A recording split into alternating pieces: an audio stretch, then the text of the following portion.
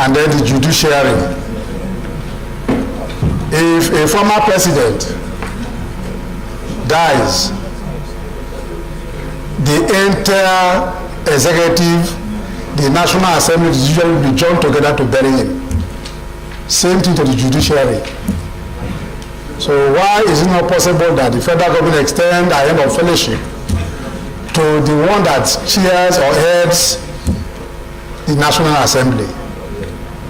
I think we should take it up and correct it so that in subsequent ones, when some of our presiding officers grow very old, like 120 and 30, like your good self, 150 years, the then federal government at that time, we know that they have a responsibility to perform. But in seconding it and commenting, I want to ask these fundamental questions. Whether the family has formally informed the presidency, whether the family has formally informed the Senate or indeed the National Assembly, because we are the chairman of the National Assembly, and whether they've also formally informed the Cross River State government. Maybe they have not, and maybe they have. If they have, and then there's a failure from this area, when they inform the National Assembly, even if we don't have a post to handle it, I think we should be able to translate or transmit to the executive and ask them to go on. The same thing with the state government. So I think that now that it has come to before us, we should handle it with expedition so that it is buried within the period so stipulated in the motion. I so second. Senator Baraj. Thank you, Mr. President. I am Senator Baraj of the Cabinet. Mr. President, permit me to commend the mover of this motion because I was deeply worried when I read on the pages of newspapers that there are issues, there are problems in respect to the burial arrangement of the Senate President of the Second Republic. It was very, very embarrassing for someone who sacrificed so much in running the legislature of this country at a time that we wanted to put in place a democracy, a stable democracy in this country. He did very well, not only for the legislature, but he did also very well for bringing about a stable democracy in this country. And it was very disturbing to find out that even the money to convey his corpse from the United Kingdom to Nigeria wasn't available. It was available, sorry. It's really disturbing, and this has brought to the fore the need to provide something, maybe if you like, sort of provision for our presiding officers when they leave office, because this is what is bringing about corruption. If someone realizes that when he's out of office and he's in problem, nobody comes to his help, of course he will find a way of getting something for himself. This is really what is encouraging corruption in this country. I remember the Senate President knows about the case where a former presiding officer in the National Assembly, I don't want to call his name, had a problem, medical problem, but the money to be able to take him to hospital was lacking, wasn't there. The Senate President had to take from his pocket to assist in taking that presiding officer to the hospital. And the illness became so serious that a businessman in this country was the one who conveyed him, who took him to the United Kingdom for treatment. He's now back healed and hearty. Even for the intervention of that businessman, the man would have been dead by now. So I think we need to find a way of helping. If we cannot help all of us, but the presiding officers, they are symbols of this institution. We can't allow them to fall into problem when they leave office. If you do that, they will be encouraging corruption. They will find a way to help themselves. So I think we should not waste time in making sure that we provide whatever is necessary to ensure a befitting burial for former Senate President Joseph Wires. I so submit. Deputy Chief Whip. Thank you, Mr. President. My distinguished colleagues, Ali Sabi Abdullahi. Let me align myself with the previous speaker. And indeed, the most worrisome aspect is the point he has tried to highlight. Mr. President, distinguished colleagues, we all know, and it's a very accepted fact, that the legislature represents the very bare face of our democracy. Take it out, definitely you don't have a democracy. And I think, Mr. President, unfortunately, somehow, I think at the beginning of this republic, the members of the National Assembly have been put so much on the spot that anything about the National Assembly is seen from a very negative perspective, being in terms of the funding and so many other things. And so it brings to question the issue of service, and of course where people who served deserve to also be given certain respect by the state. Mr. President, distinguished colleagues, let us highlight this fact. The President of the Senate is seated, and in every sitting we have, when he sits, until the session closes, he does not get up. Unlike the other colleagues who may go to tea room and other things. And I remember many times colleagues have to ask, how do you cope? That is the duty, that is the strain that anybody who is the presiding officer has to take. Mr. President, distinguished colleagues, from a medical point of view, when you sit so long, the tendency for you to have exposure to certain lifestyle diseases are enhanced. It may not show at that time, and then it will show later. And I think it is because of this, Mr. President, distinguished colleagues, it is our duty to address this issue that has now confronted us, so that we can put in place, if it's a policy, we need to put a policy to address these issues. After all, whether we do the right thing or we don't do the right thing will always be, criticized by the public. But I believe anybody listening to this, like the last speaker said, is clearly an indication of the fact that do we have to allow people to help themselves, or to serve diligently and efficiently, knowing fully well that when the time comes for them to be so respected in death, they will be so respected. I think, Mr. President, distinguished colleagues, this is something that calls for a very concrete action. Now that we are confronted by this reality, I don't think anybody will want to have the situation that the family are going through. I don't think so.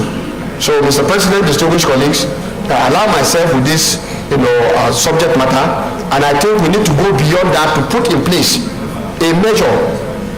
Let people say you are blocking the budget, but definitely we have to take care of those who serve, because what they do is so strenuous that they will not see the impact while they are serving. It is after they have left the office.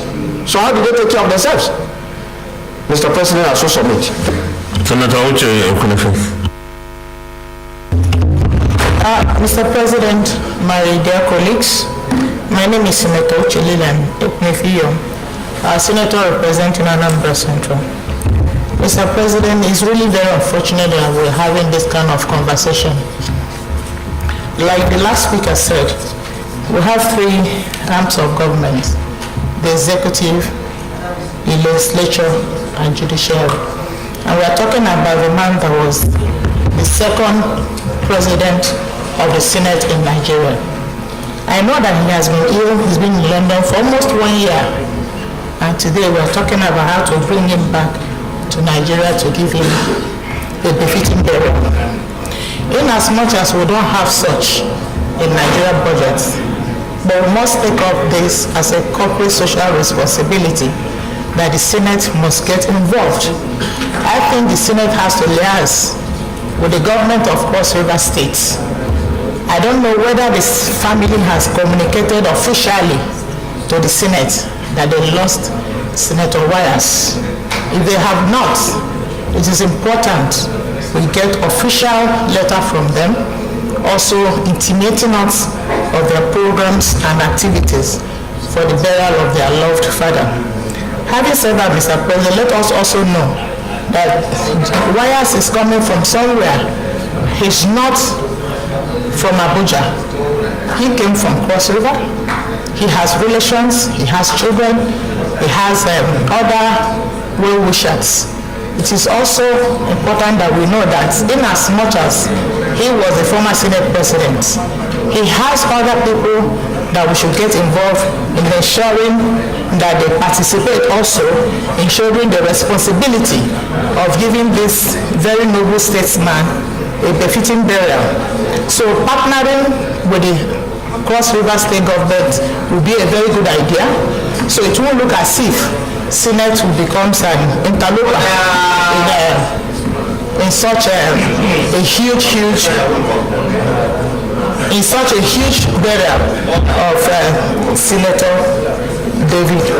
Joseph Wyatt. So I want to recommend, Mr. President, that we get involved, but at the same time, we have to liaise with the Cross River State government where he comes from. Thank you so much. Senator Abaribe.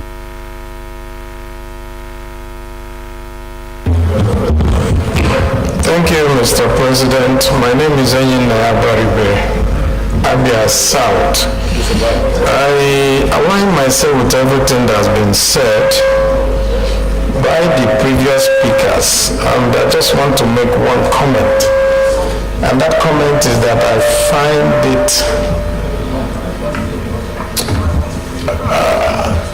almost very embarrassing that the Senate of the Federal Republic is having this type of debate. I do not think that we ought to do so. My suggestion, Mr. President, is that this matter be brought to a quick close, and you take the views of all our people that have been said this morning, and then something gets done about it. I think we ought to end this debate. Thank you, Mr. President. Distinguished colleagues, let's go to the prayers. But before then, let me also make some comments here. This is embarrassing to the National Assembly as well as the federal government of Nigeria, because the late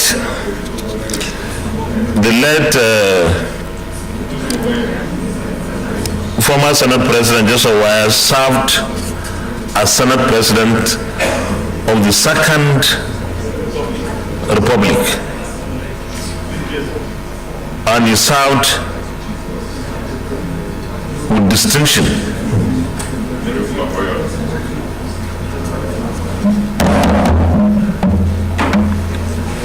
And as number 3 citizen, he was a national citizen, no state. And the federal government of Nigeria has the responsibility to provide for his medical needs, honestly. And when he died, and for 14 months or so, his body still remains outside the country. It's not a good commentary on us as a country. And I believe that even though it may sound self-serving, because unfortunately I am a sitting or serving presiding officer, but I will still say it because it's the truth.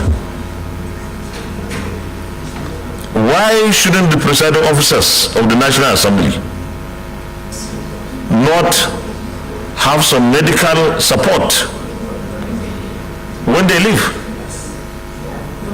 This is provided for the president and the vice president, for the Chief Justice of Nigeria, all retired, for life. No, it's not about now. Actually, we killed it in our constitutional review.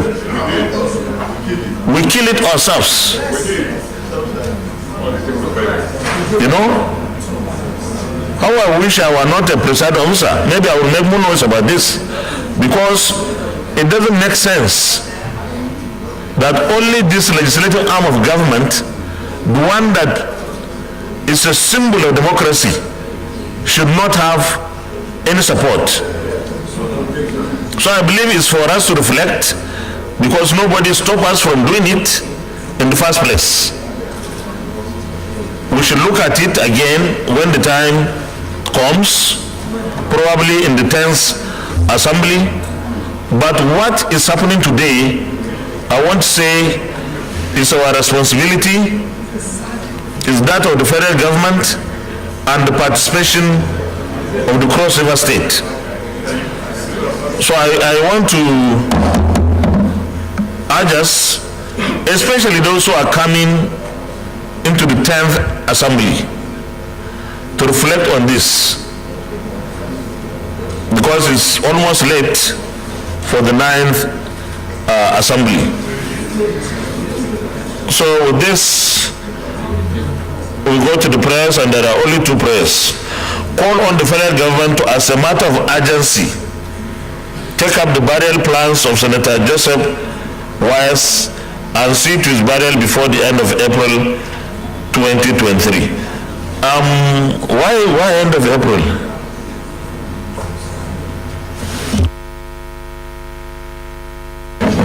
We can amend. We can say as soon as possible. I think as soon as possible is because there will be even the need to do some paperwork and so on and so on to get the body back, and then the internal arrangements here within the country. So maybe we leave it as soon as possible. Okay. Those in favor of prayer 1 as amended, say aye. Those against, say nay. The ayes have it. Prayer 2, immortalize Senator Joseph Wise by naming the Senate wing of the National Assembly after him. No, we are on this one now. No, if it is an additional prayer, it has to come after this. Yes. But this is what is here in the motion. Yes. You know that.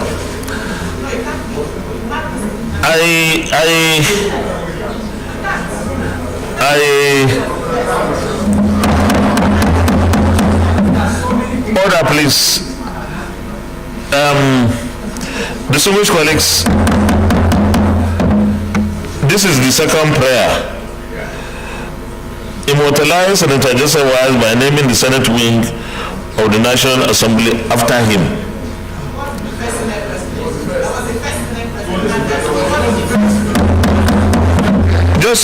Just listen. The Distinguished Senator Geshambasi, you still stand by your prayer.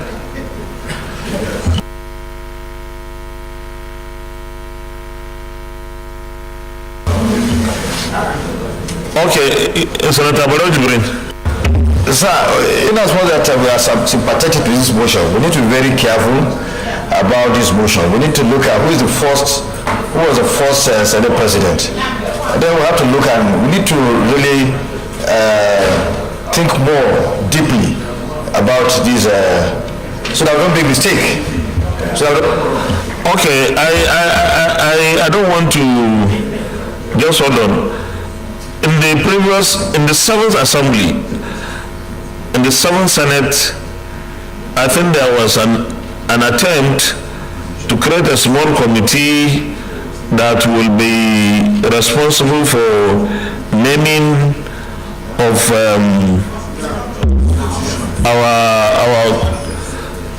the National Assembly building, or so whatever it is, our committee rooms, our chambers, and so on and so forth, after let members or after members of the National Assembly who distinguish themselves. I think we should leave it at that, and maybe if we don't have that committee, we can resuscitate the committee not only for this, but maybe to look at the entire National Assembly, the history of the National Assembly, and what buildings, what committee rooms, what chambers can we name after those who deserve to be. Is that? Yeah? Yes, we can do that instead of just so you are still raising your hand, Senator Uche. Yes, what you said is fine if we are going to use it to replace this motion, because Nnamdi was the first Senate president. So we have to, so let us take what you have said. Yes. Okay. Senator Geshen Basi.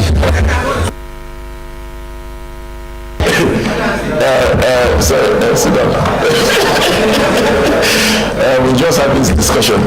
Your Excellency, I agree with what you have said. I think it's good to refer to committee. But just for the record, in 1984 was the first time we practiced the American-style presidential system. And the first Senate president was Joseph Wyers. So, there's always an Geshen Basi. You cannot eat your cake and have it. You see, the distinguished colleagues, Chief Whip, please, Senator Uche, if you just give me your ears, please. No, it's all right. It's all right. The thing is, he has accepted the suggestion. I don't know whether we are going to amend this thing, but before then, let me say that why do we want to restrict ourselves to National Assembly only? If a Senate President does not deserve the name, have his name somewhere, or a name, or national monuments. No, but why are we restricting it? Yes, federal government to immortalize him. That's what it should be. Yes, Senator, the senior Senator Obin Ogba. thank you, Mr. President. Obin Ogba, Representative. I'm supporting what Mr. President said, that we can amend that prayer to read that the federal government should immortalize his name. That's why I said. Yeah, I think so. The one we are talking about, committee room and others, this one is an internal matter. Even if you don't say it, somebody will do it. So I need a seconder. Senator Leko, Mustafa Leko. Mr. President, sir, apart from seconding the motion, I also want to suggest that there are so many national monuments that can be named after our Senate presidents. It's really unfortunate that we are making ourselves very little. This is a position that even people who have been governors for 8 years are dying to come to. Now we find it very difficult to recommend that our presiding officers should be given something very befitting. In this particular instance, Mr. President, I think the University of Calabar is very handy. It can be named after Joseph Wyers. There's nothing wrong with it. No. You are seconding the federal government to immortalize him. So we stop there. I second the motion that the Senate should immortalize Dr. Joseph Wyers. Thank you. So, colleagues, prayer 2 is urge the federal government to immortalize the late Senate President, the distinguished Senator Joseph Wyers. Those in favor of this prayer say aye. Those against say nay. The ayes have it. You didn't ask for a minute silence. Oh, we did that before. We did it before. Okay. So that is it for for this. But let me also inform the Senate.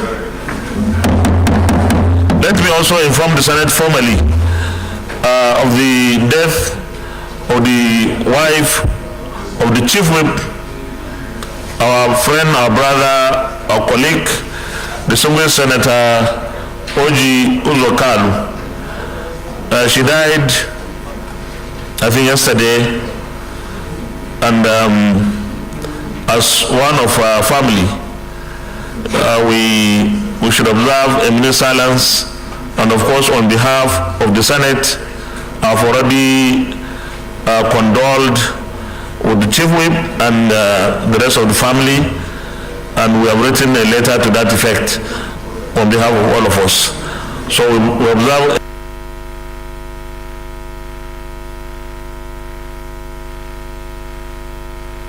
Said Ifoma.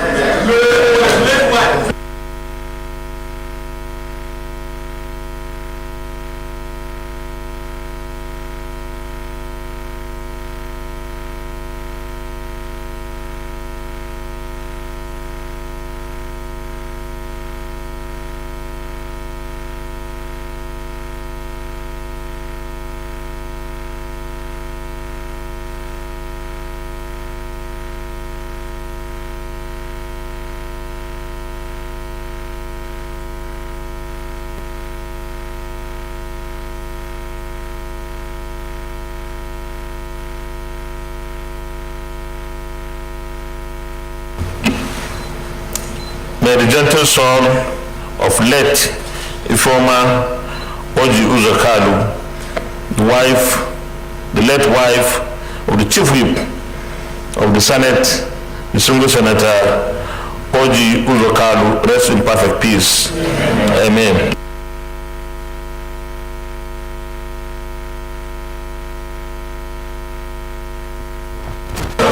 Leader of the Senate.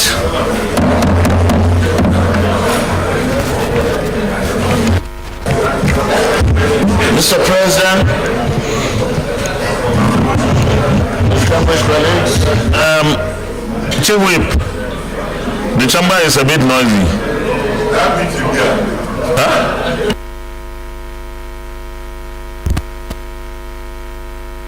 Huh? Distinguished colleagues.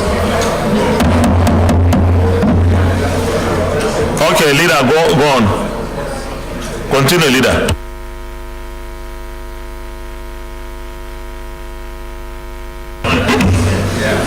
The first business of the day is also the presentation of the House bill standing in my name on the Chartered Institute of Stockbrokers Repeal and Reenactment Bill 2023 HB 858. Mr. President, you may wish to invite the Clerk of the Senate to read the short title of the bill. Clerk of the Senate. Mr. President, distinguished senators, Chartered Institute of Stockbrokers Repeal and Reenactment Bill 2023, HB 858, first reading.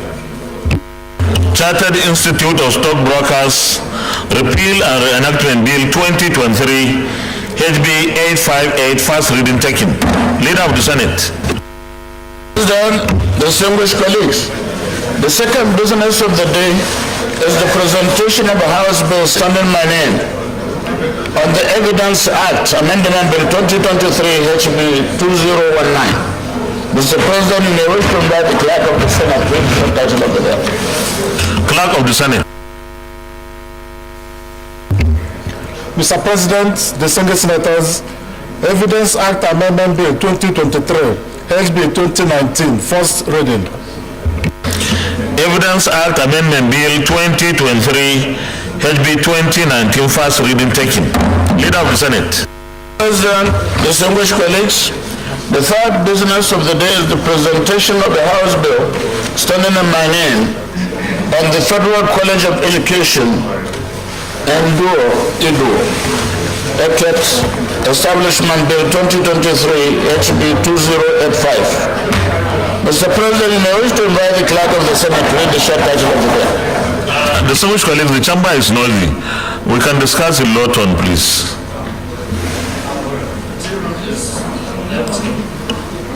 Clerk of the Senate. Mr. President, distinguished senators, Federal College of Education Duo Eket Establishment Bill 2023, SB 2085, first reading. Federal College of Education Duo Eket Establishment Bill 2023, SB 2085, first reading taken. Leader of the Senate. President, distinguished colleagues, the first business of the day is the presentation of a House bill standing in my name on the Broadcasting Practitioners Establishment Bill 2023, HB 1150. Mr. President, I wish to invite the Clerk of the Senate with the short title of the bill. Clerk of the Senate. Mr. President, distinguished senators, Broadcasting Practitioners Establishment Bill 2023, SB 1150, first reading. Broadcasting Practitioners Establishment Bill 2023, SB 1150, first reading taken. Leader of the Senate.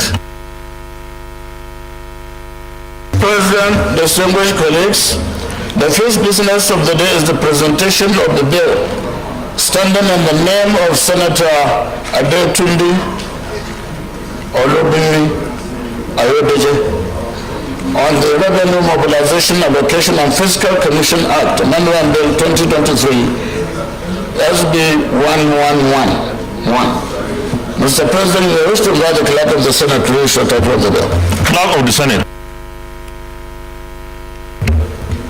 Mr. President, distinguished senators, Revenue Mobilization, Allocation and Fiscal Commission Act Amendment Bill 2023, SB 1111, first reading. Revenue Mobilization, Allocation and Fiscal Commission Amendment Bill 2023, SB 1111, first reading taken. Leader of the Senate.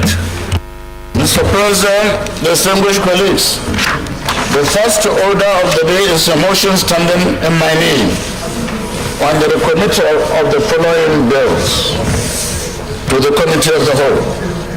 Dietitians Council of Nigeria Establishment Bill 2023, Chartered Institute of Loan and Risk Management of Nigeria Bill 2023, and the Chartered Institute of Foresters of Nigeria Bill 2022.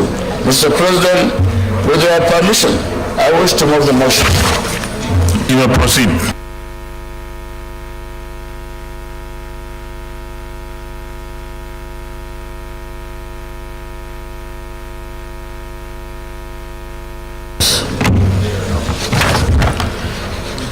The Senate recalls that the following bills were passed by the Senate and the House of Representatives and were transmitted to the Clerk of the National Assembly for onward transmission to the President Commander-in-Chief for assent.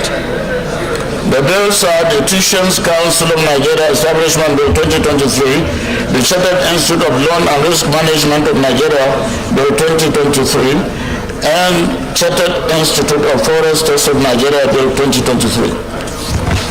Observes that some fundamental issues which require fresh legislative action by both chambers of the National Assembly emerged after a critical analysis of the bills by the legal department.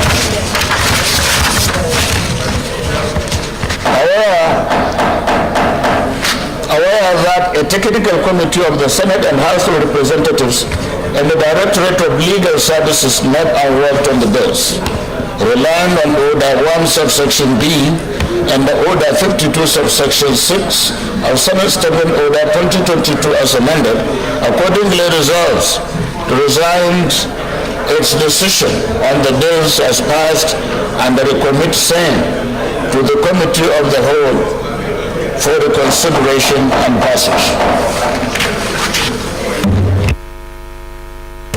Minority Leader.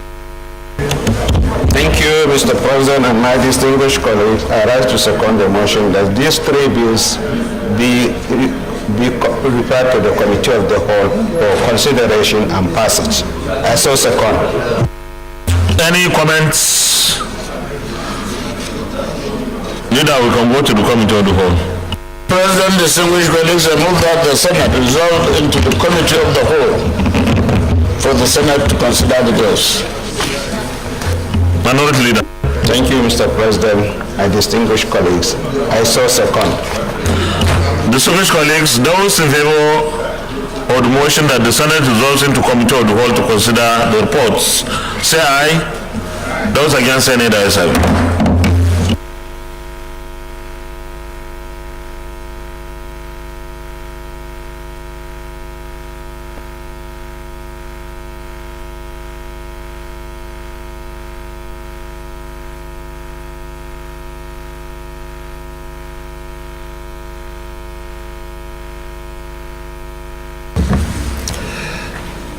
Distinguished colleagues, we start with Dietitians Council of Nigeria. Those who are at clause 1, clause 2, clause 3, clause 4, clause 5, clause 6, clause 7, clause 8, clause 9, clause 10, stand part of the bill, say aye.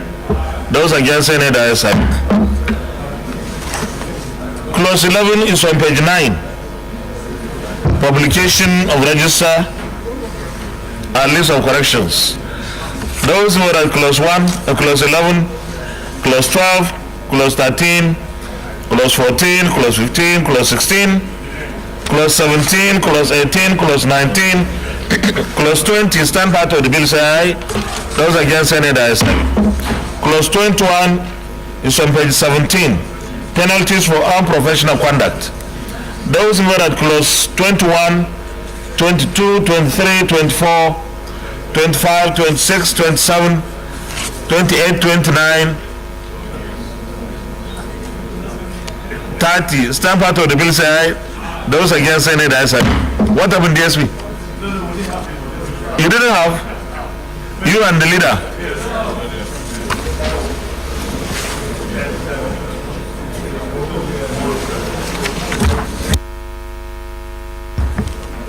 Those who are at the interpretation stands part of the bill, say aye.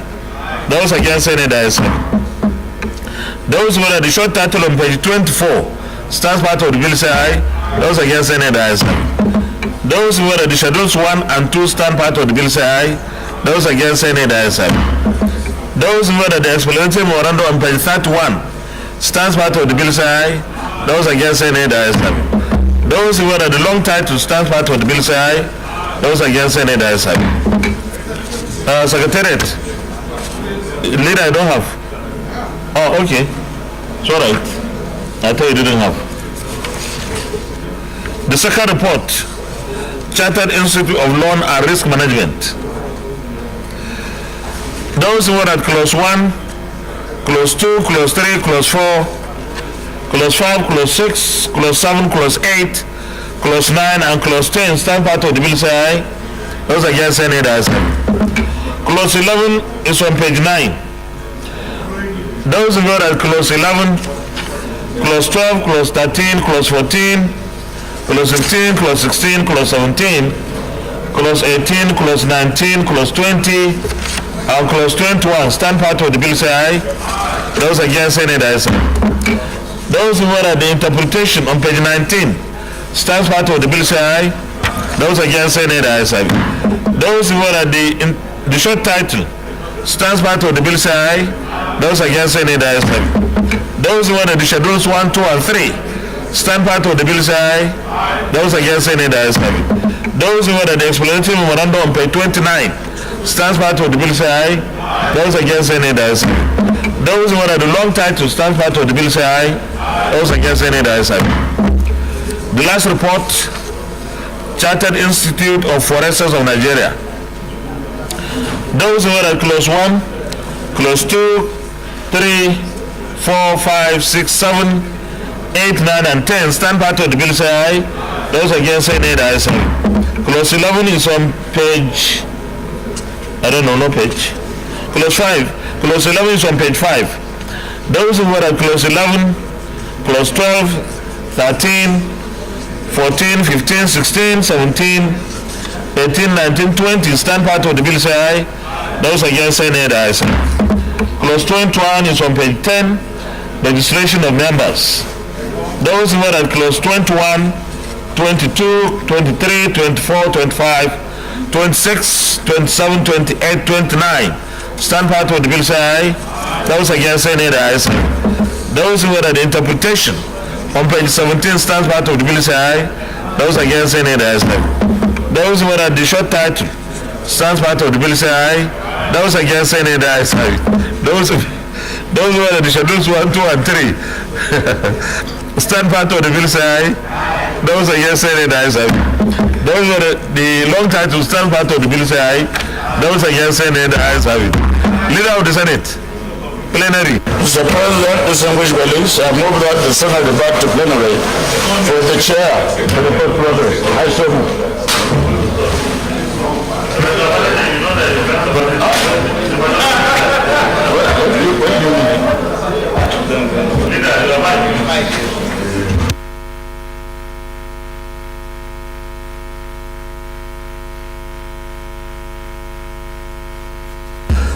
Distinguished colleagues, those in favor of the motion that the Senate reverse to plenary for the chair to report progress, say aye. Those against, say nay, the ayes have it.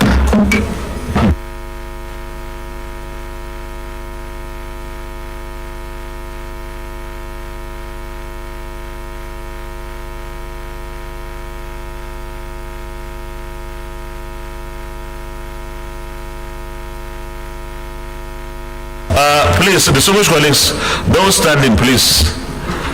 Senator, please, those standing, you can go back to your seats, or you can take seats around the minority whip. The chamber is noisy.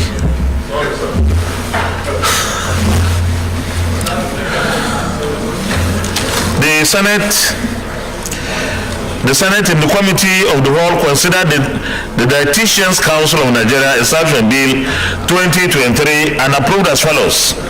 Long title as recommended, clause 1 to 30 as recommended, interpretation as recommended, short title as recommended, schedules 1 and 2 as recommended, explanatory memorandum as recommended. Is this a true reflection of what transpired in the Committee of the Whole? Thank you.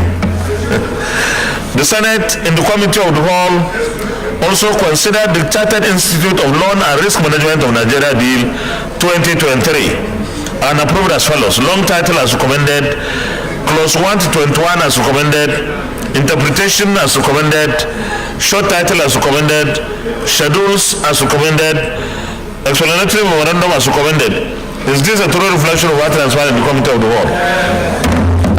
The Senate also in the Committee of the Whole considered the Chartered Institute of Foresters of Nigeria Bill 2023 and approved as follows. Long title as recommended, clause 1 to 29 as recommended, interpretation as recommended, short title as recommended, schedules as recommended. Is this a true reflection of what transpired in the Committee of the Whole? Thank you very much. Clerk of the Senate, Leader of the Senate, third reading. Mr. President, distinguished colleagues, I move that the three bills be read the third time. I so move. The minority leader. Thank you, Mr. President. I so support. Distinguished colleagues, those in favor of the motion that these three bills be now read the third time, say aye. Those against, say nay, the ayes have it. Clerk of the Senate.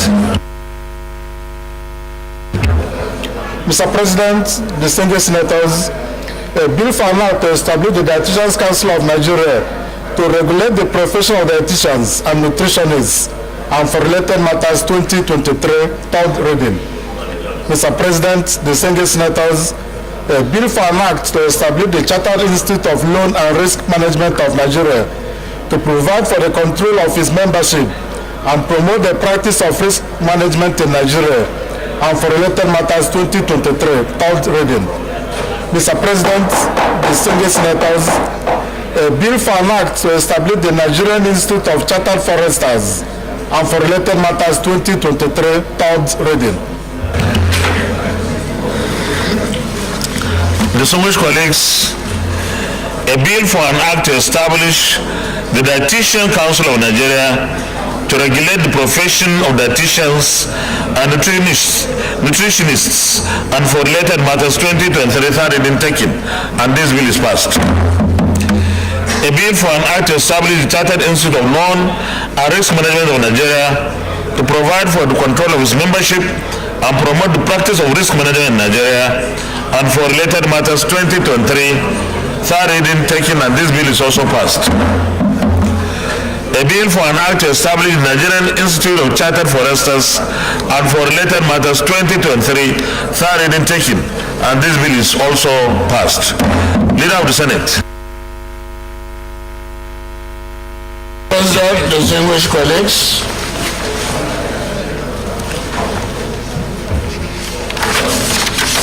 the second order of the day is a motion standing in the name of Senator Umar Sadiq Suleiman on the 2016 to 2018 federal government external borrowing rolling plan. Mr. President, you may wish to invite Senator Umar Sadiq Suleiman to move the motion. Senator Sadiq Suleiman Umar. Thank you, Mr. President, my distinguished colleague. I am Sadiq Suleiman Umar. I represent Kwara North.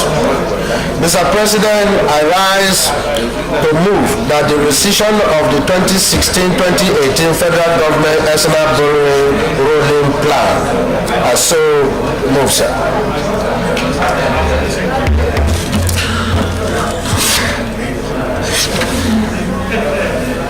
You should go ahead and move the motion, please.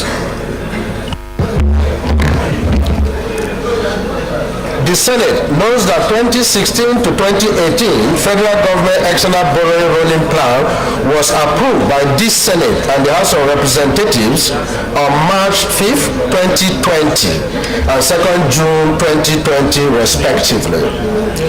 Recalls that the National Assembly approved the sum of 22,798,446,773 United States dollar only under the 2016-2018 medium-term external borrowing rolling plan.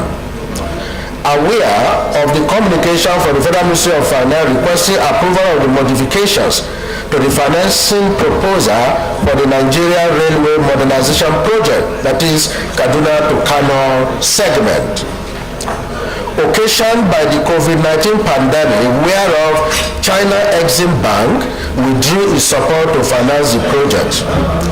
And also aware that to secure funds for the project, the contractor CCECC Nigeria Limited, in collaboration with the Federal Ministry of Transportation, engaged China Development Bank (CDB) as the new financier in the sum of 973,474,971.38 United States dollar only. Accordingly, resolved to rescind its decision on the financier and harmonize terms and approve the change of the financier from China Exim Bank to China Development Bank. 2. Approve relevant conditions provided in the harmonized term sheet listed below. Segment Kaduna to Zaria to Kano. Financier is now China Development Bank. Type of loan is still commercial. Maturity 15 years. Currency euro. Interest rate 2.7% plus 6 months over. Commitment fee 0.4%. Upfront fee 0.5%. I so move, Mr. President. Distinguished Senator Clifford Odia.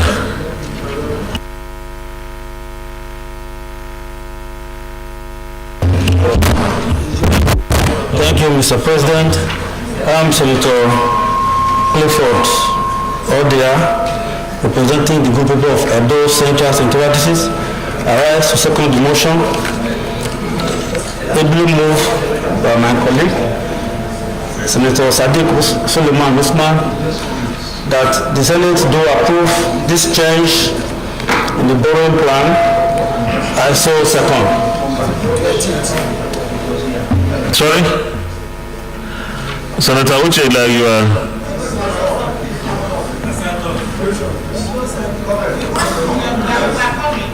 Distinguished Senator Jibril Isa. Your Excellency, Mr. President, distinguished colleagues, I am Isa Jibril, representing the very good people of Kogi East. Mr. President, I have some comments on this motion.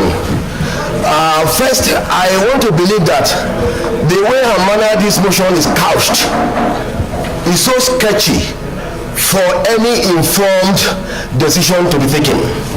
First, the first loan was said to be, said to be $22.7 million, okay? And the second one is $973.4 thousand. The gap is so wide between the first and the second amount, okay? We need to know if of this $22.7 million, if there was any disbursement before the arrangement for this second loan. We need to know.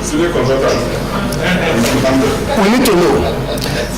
Because as it stands today, if the $973.4 thousand is not enough to fund this project, we will run into a problem of abandoned projects. And that is why we have so many abandoned projects all over the place. Mr. President, can I continue, please? Please, can I continue? I'm on the floor.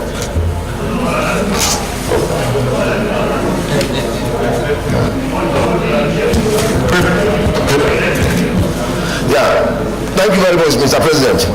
Okay, so like I said, there is a wide gap between the $22.7 million and the $973.4 thousand. The issue is that was any disbursement made out of the $22.7 million? We need to know. Okay, then how did you come about the $973.4 thousand? Distinguished, I will urge you maybe to listen to the chairman, because the questions you are asking may be answered. So maybe I will ask him to give so that I don't have to ask so many questions that ordinarily you don't have to ask. Because it's not a new thing here. Chairman, you have a clarification to make? Okay. Mr. President, my various colleagues, this submission of $22.7 billion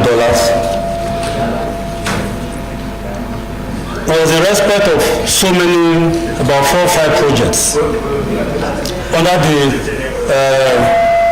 2016 to 2018 external borrowing plan. Incidentally, some of the other projects were approved, apart from this particular project that has to do with the railway, the Kano segment. So because the financial declined to finance this project, so they had to look for additional, look for somebody, a contractor, to finance this particular segment of the rolling plan. So this is exactly how it came about. Thank you. Okay, did you hear him? I have something else to say. Okay, you round up then. Mr. President, going forward, okay, I'm satisfied with the explanation that has given me, but going forward, we need to be very careful about the cost structures of these loans, okay? This particular one, the $973.4 thousand that I'm talking about, which already you've agreed that we're going to take it. You know the loan has been approved already. You are not approving loan here. Only the change in financier. So there is nothing new. Yeah, exactly. Yes, Senator George Thompson Sekibo.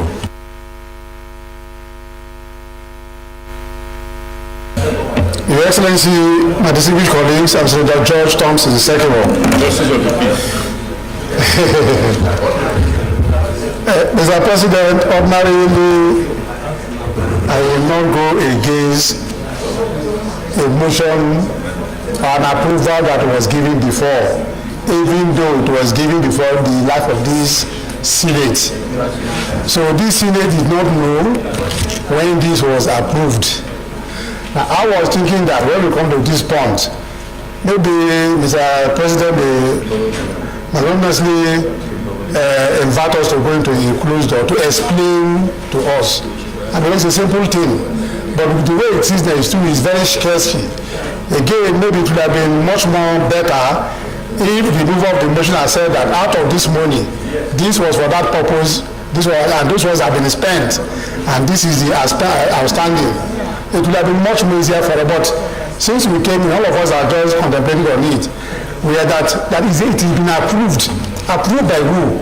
Approved by the former Senate, not the Senate. 2016 to 2018, 2018 to 2016. Yes. So the only problem I have is that further explanation to be given to us. Otherwise, if we think that it's been approved, we should pass it. Be it so. But I think that since it was approved by the last Senate, we would have been given the explanation. But you see, this issue started in 2018, but we approved it in 2020. So it's not, we are not talking about approval of the law now. It's the financier that backed out, and there's another financier. Mr. President, I think that the issue being raised by colleagues here wouldn't have been necessary if the motion would have been couched properly. The word rescission means cancellation. What is in the body of this motion is not cancellation, it's amendment. What has been approved has been amended to accommodate what was excluded by Exim Bank. So if you say there is a cancellation of the entire rolling plan, then it means that what we approved is stand cancelled. So you can't go further to say that you amended. So it would have been couched amendment of the rolling plan 16 to 2018, but no rescission. When you say rescission, you've cancelled what we have approved. So if you cancel it, we have to reapprove it again.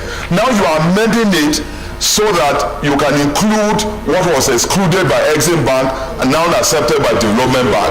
So I think the couching of the motion is what is raising these questions that people are raising. Otherwise, with the explanation that the chairman who is used to borrowing has given should have suffices.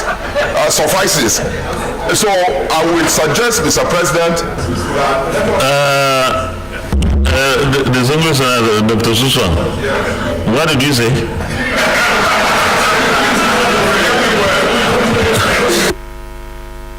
Mr. President, I said that the chairman knows who is used to presenting motion for borrowing. But you have your electricity in Mokodi from borrowing. So I can see your point.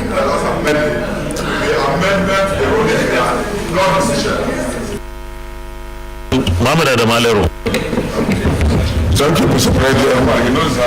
Mohammed Adamalero is my name. I represent Kerry Center. Mr. President, this request is a very straightforward request. It is not controversial. What we have here is 22,798,460,773 United States dollars, a cumulative loan that we approved here in this Senate. Unfortunately, the China Exim Bank declined to give money for Kaduna, Zaria, Kano. And the Ministry of Transportation, in conjunction with the Ministry of Finance, decided to look for another financier. And this financier is now China Exim Bank. Sorry, China Development Bank. So all we need to do is to deduct this particular amount meant for Kaduna, Kano area from the cumulative amount. We have already approved the borrowing plan, and all we want is to change the name of the financier. So it doesn't require any controversy. This is a very simple and straightforward thing. So, okay. Thank you very much, Senator Leru. Before I call on others, you say the the point is we are not approving the loan. That has been approved already. And when we approve it, the financier for this particular project, Senator Swam, the financier for this particular project, that is the project Kaduna Kano segment of the project had China Exim Bank. That was our approval. So the decision is on this particular financier, that the new financier is China Development Bank. That's all. There is nothing new here.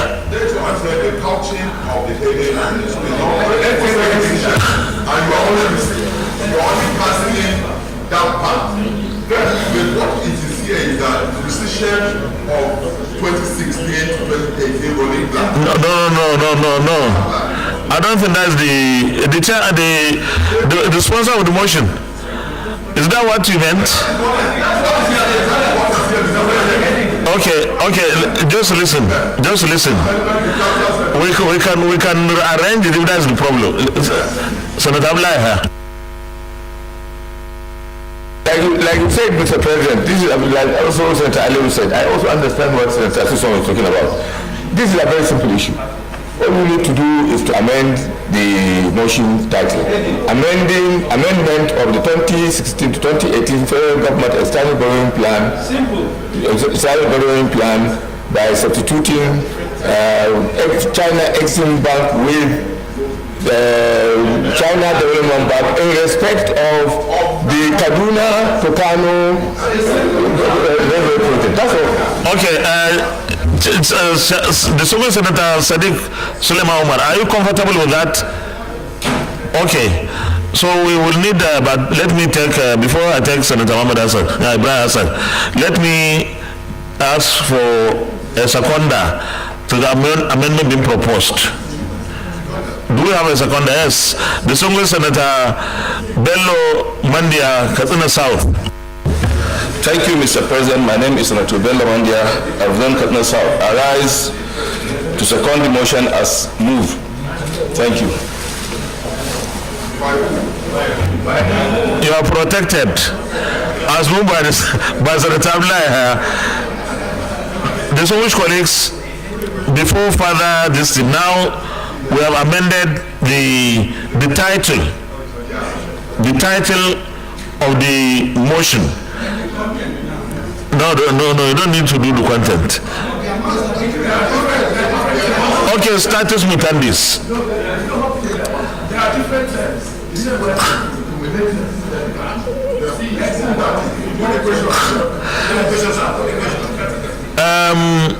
Suswam, you go to learn in your place.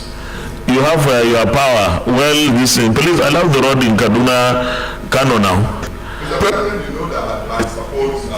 Okay, I will put the question now with the amendment, but it's not the prayer. It's not the prayer. So it's not a prayer. So we can do without. Let it be the chairman. Business arose. Let's give you the credit of changing the title of the motion. Then when we come to the prayer,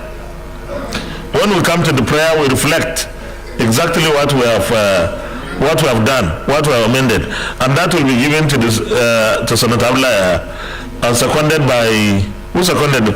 Senator Bello Mandia. The Senator Ibrahim Hassan, your intervention. Thank you, Mr. President. Yes, apart from what has been amended now, I think we also need to know whether the terms of the new loan given by China Development Bank are the same as those rejected by U.S. China Exim Bank. Because what we have here is the new term rate, but it doesn't say anywhere in the memo that these were the exact same rates that were part of the total package. Because U.S. China Exim Bank could reject the loan and then we go to shop for another financier who will give us a higher rate, because this interest rate looks slightly higher than what we usually get from China. So I think to complete it, they should tell us whether it's under the exact same terms, in which case it's very straightforward, or these are terms that are slightly higher than what we got from China Exim Bank. I agree with you completely, totally. Because if we have a new financier, does the new financier give us the loan on the terms of the former financier? Are the terms the same, or there are variations? I think we will ask for that. If they are there, then it's okay.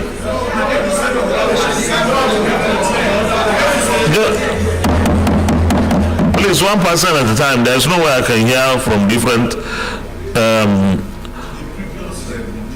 The previous conditions for the China Exim Bank, is it?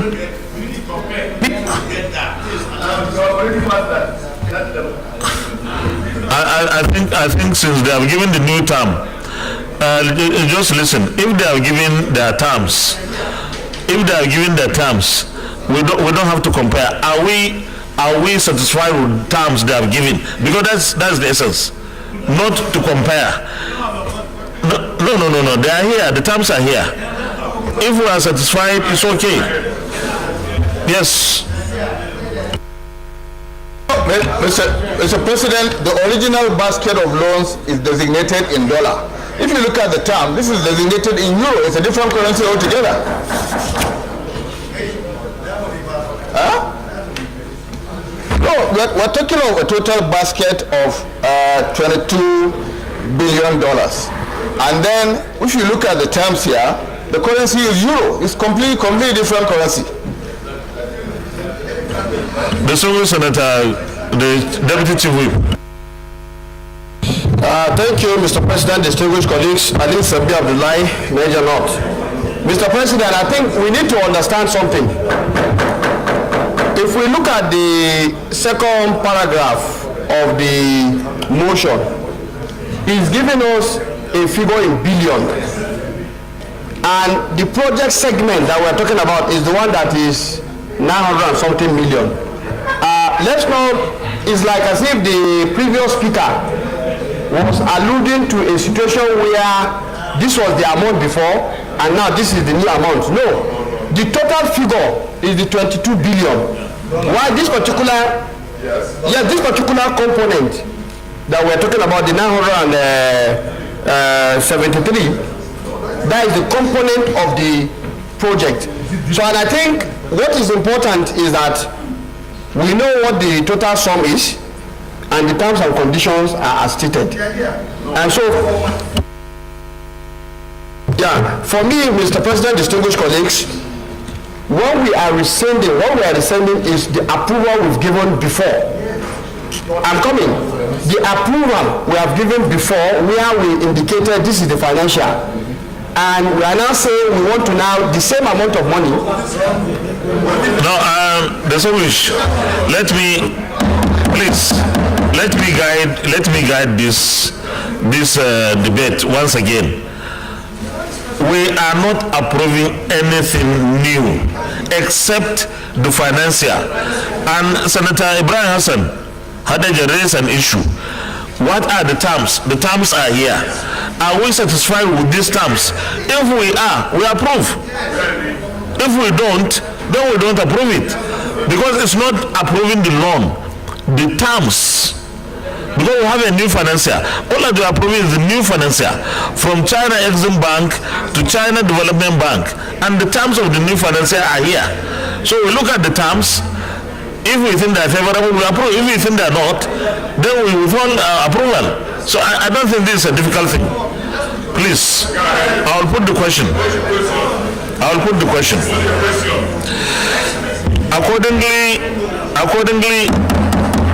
Accordingly, the Senate resolved to rescind its decision on the financier and harmonize terms and approve change of financier from China Exim Bank to China Development Bank. Those who with this prayer say aye. Those against say nay, the ayes have it. The second prayer is approve relevant conditions provided in the harmonized term sheet listed below. These are the terms. Those in favor of prayer 2, say aye. Those against, say nay. The ayes have it. Thank you very much, and congratulations to Kaduna and Kano and Nigeria. Leader of the Senate.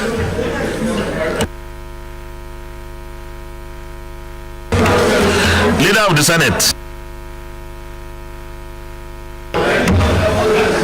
Distinguished colleagues, the third order of the day is a motion.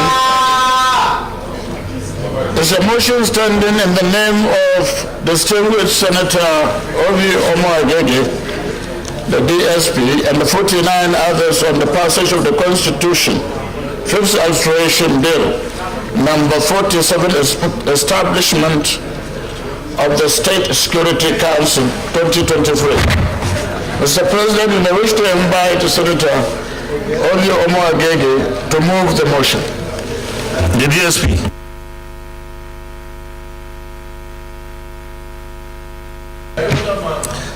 Thank you, Mr. President. Obi Omo Agege, Delta Central Senatorial District.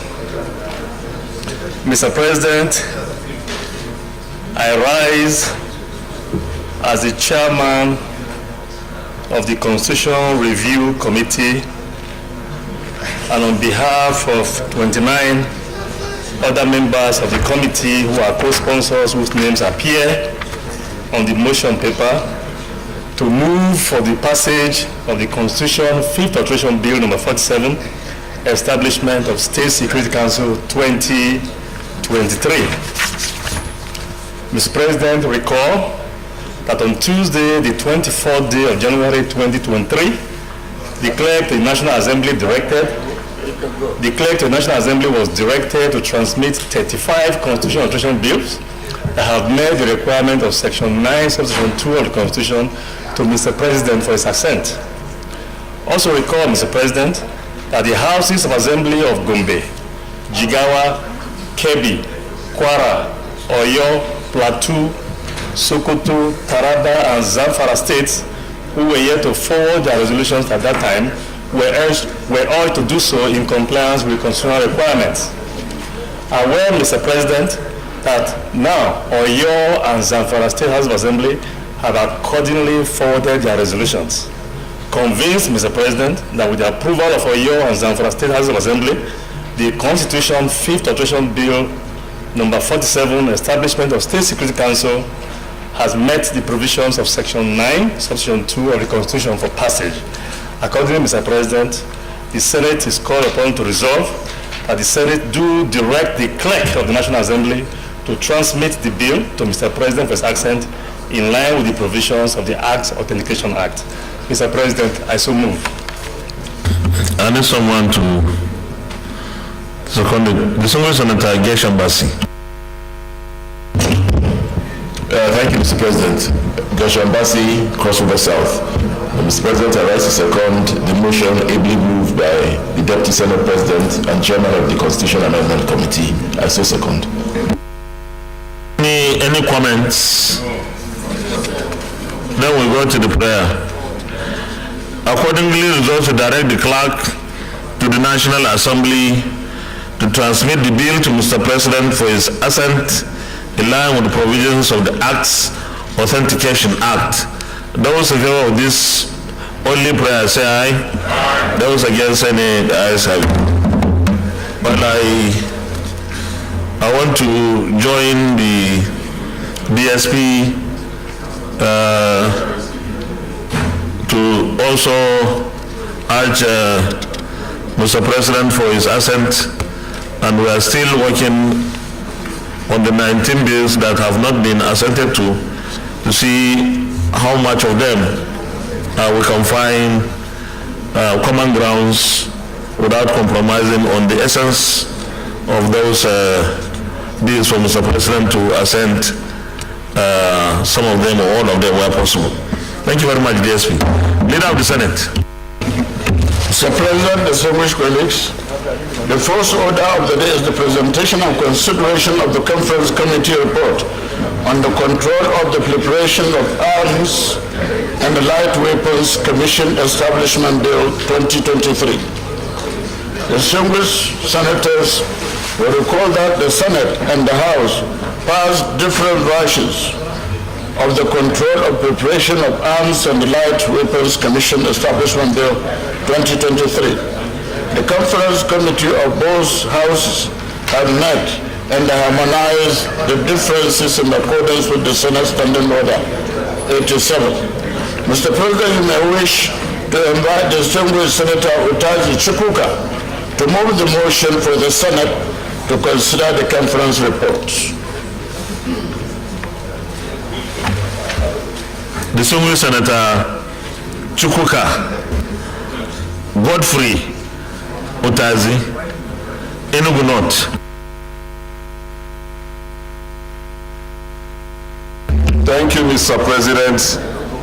I am Senator Chukwuka Utazi, and I represent the good people of Enugu North Central District of Enugu State, who arise to rule that the Senate do receive and consider the Conference Committee report on the control of the proliferation of arms and light weapons commission Establishment Bill 2023. I so move.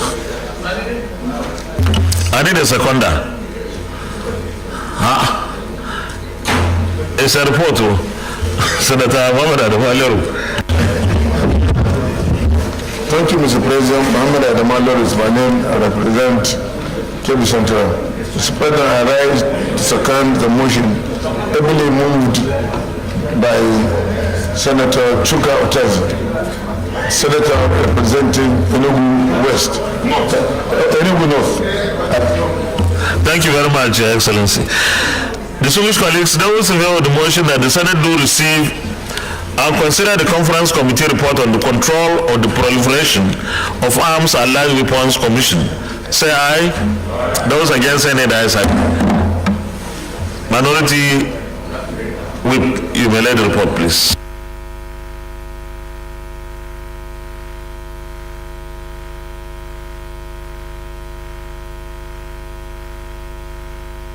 You may present the report. Thank you. It's only one page report.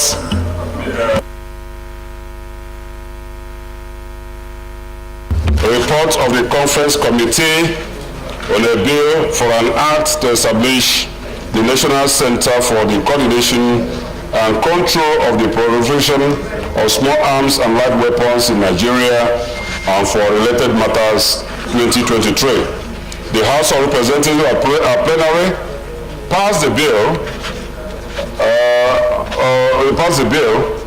And on December 8, 2022, which differed tremendously from the same bill earlier passed by the Senate at this plenary of Tuesday, July 26, 2022. Consequently, a conference committee was constituted by both the Senate and the House of Representatives on Thursday, 18 January 2023 and Wednesday, 2021, December 2022, respectively, to harmonize the differences. The constitution of the Conference Committee was in line with Order 86 of the Senate Standing Orders 2022 as amended and Order 11 of the House of Representatives Standing Orders 2020 respectively. The Conference Committee action. The Conference Committee considered both versions of the bills, made critical observations on the differences and resolved the areas of conflict. It recommends its resolutions for adoption by the distinguished honorable chambers as follows.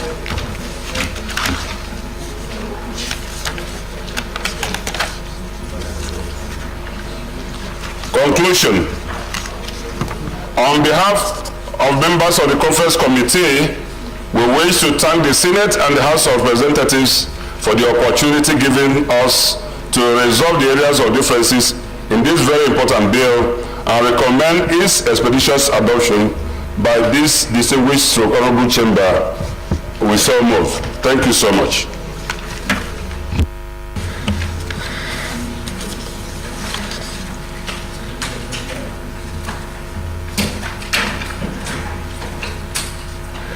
Any comments?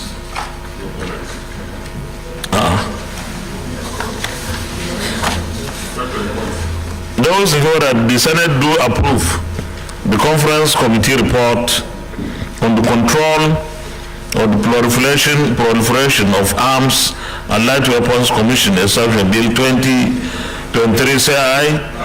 Those against, say nay. The ayes have it. Leader of the Senate.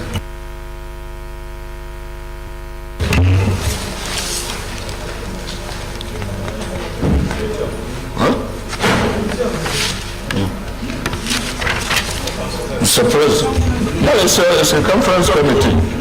No, it's a conference committee. Conference? No, not concurrence. Concurrence, you go to the committee of the whole.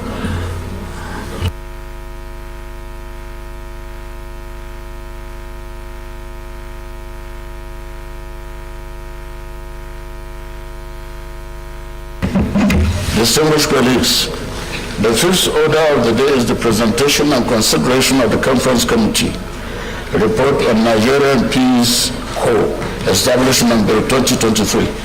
Distinguished senators will recall that the Senate and the House passed different versions of the Nigerian Peace Corps Establishment Bill 2023. The Conference Committee of both houses have met and harmonized the differences in accordance with the Senate Standing Order 87. Mr. President, you may wish to invite distinguished Senator Shatima Kashin to move the motion for the Senate to consider the conference report. Who is going to do that in place of him? Okay. Distinguished Senator Soyaki Dixon. Thank you, Mr. President, and my distinguished colleagues. I am Henry Sirake Dixon, Senator representing Bayelsa West Senatorial District of Bayelsa State. And Mr. President and my colleagues, I rise to move that this Senate do receive and consider the Conference Committee report on the Nigeria Peace Corps Establishment Bill 2023. I so move. Another Zakonda. Distinguished Senator Adi Jiang. Thank you, Mr. President. I am Senator Adi Jiang, and I rise to second the presentation of this very important conference report on the Nigerian Peace Corps Bill before the Senate. I so second. Distinguished colleagues, those in favor of the motion that the Senate do receive and consider the Conference Committee report on the Nigerian Peace Corps Establishment Bill 2023, say aye. Those against, say nay. The ayes have it. Distinguished Chair, you can lay the report.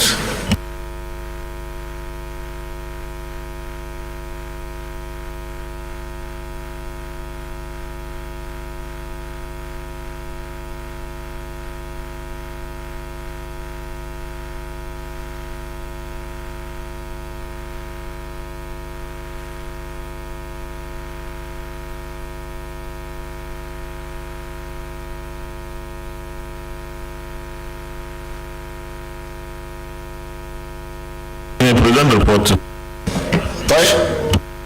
Thank you, Mr. President and colleagues. This is a very brief report of the Conference Committee of both chambers of the National Assembly concerning a very minor discrepancy, and it had to do with the name and title of the bill. That's the only thing. Whereas the Senate passed this bill with the name National Unity and Peace Corps of Nigeria, the House version had Nigeria Peace Corps as contained in the original bill. Mr. President, the both chambers, as represented by the committees duly constituted in accordance with the standing orders met and considered this singular discrepancy and adopted the House version. And the committee recommended that the House version, which retained the word Peace Corps of Nigeria as a title, be retained. And we so move, the committee moves. I would like, on behalf of the chairman of the committee and members, thank Mr. President for impaneling us in the conference committee to do justice to this. I move, therefore, that this conference report be so adopted. I move. Any comments? Those in favor that the Senate do approve the conference committee report on the Nigerian Peace Corps Establishment Bill 2023, say aye. Aye. Those against, say nay. The ayes have it. Leader of the Senate. Mr. President, distinguished colleagues, the sixth order of the day is the presentation and consideration of the report of the Committee on Power on the ongoing bid to concession the 700 megawatts Zingero hydroelectric power plant in Niger State. Mr. President, you may wish to invite Senator Seswan Gabriel, Chairman of the committee, to move the motion for the Senate to receive and consider the report. Distinguished Senator Gabriel Toa Suswam, Benue Northeast. Mr. President, I'm Dr. Gabriel Suswam, Benue Northeast. I rise to move that these hallowed chambers do receive and consider the report of the investigative hearing on the ongoing bid to concession the Zungeru hydroelectric power plant located in Niger State by the Committee on Power. Mr. President, I so move. I need a seconder. Yes, distinguished Senator Mohammed Sani Musa. Mohammed Sani Musa, representing Niger East Senatorial District. I stand to second the adoption of this report of the investigative hearing on the ongoing bid to concession the Zungeru hydroelectric power plants located in Niger State. I so second. Distinguished colleagues, those in favor of the motion that the Senate do receive and consider the report of the Committee on Power in respect of a motion on the ongoing bid to concession the 700 megawatts Zungeru hydroelectric power plant in Niger State. Those in favor say aye. Those against say nay. The ayes have it. Chairman, you may let the report, please.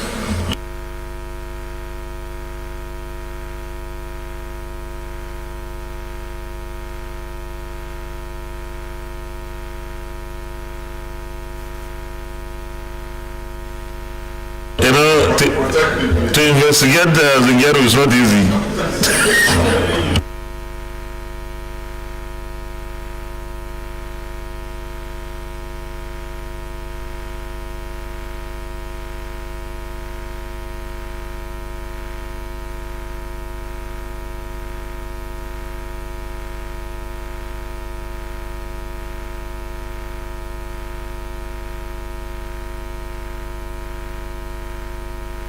Chairman, to present the report. You give us a brief submission, please. Mr. President, because of the bulky nature of the report, I will abridge my presentation.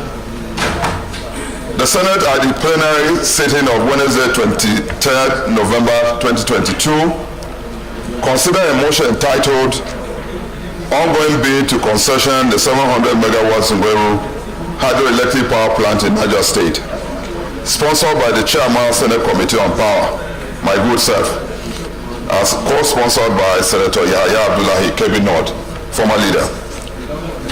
The motion followed the Bureau of Public Enterprise in conjunction with the Federal Minister of Power advertorial on Friday, 27 October 2022 for interested concessionaire to submit request for qualification towards the final selection of a concessionaire that will operate, maintain, and manage the 700 megawatts Zungeru hydroelectric located in Niger State.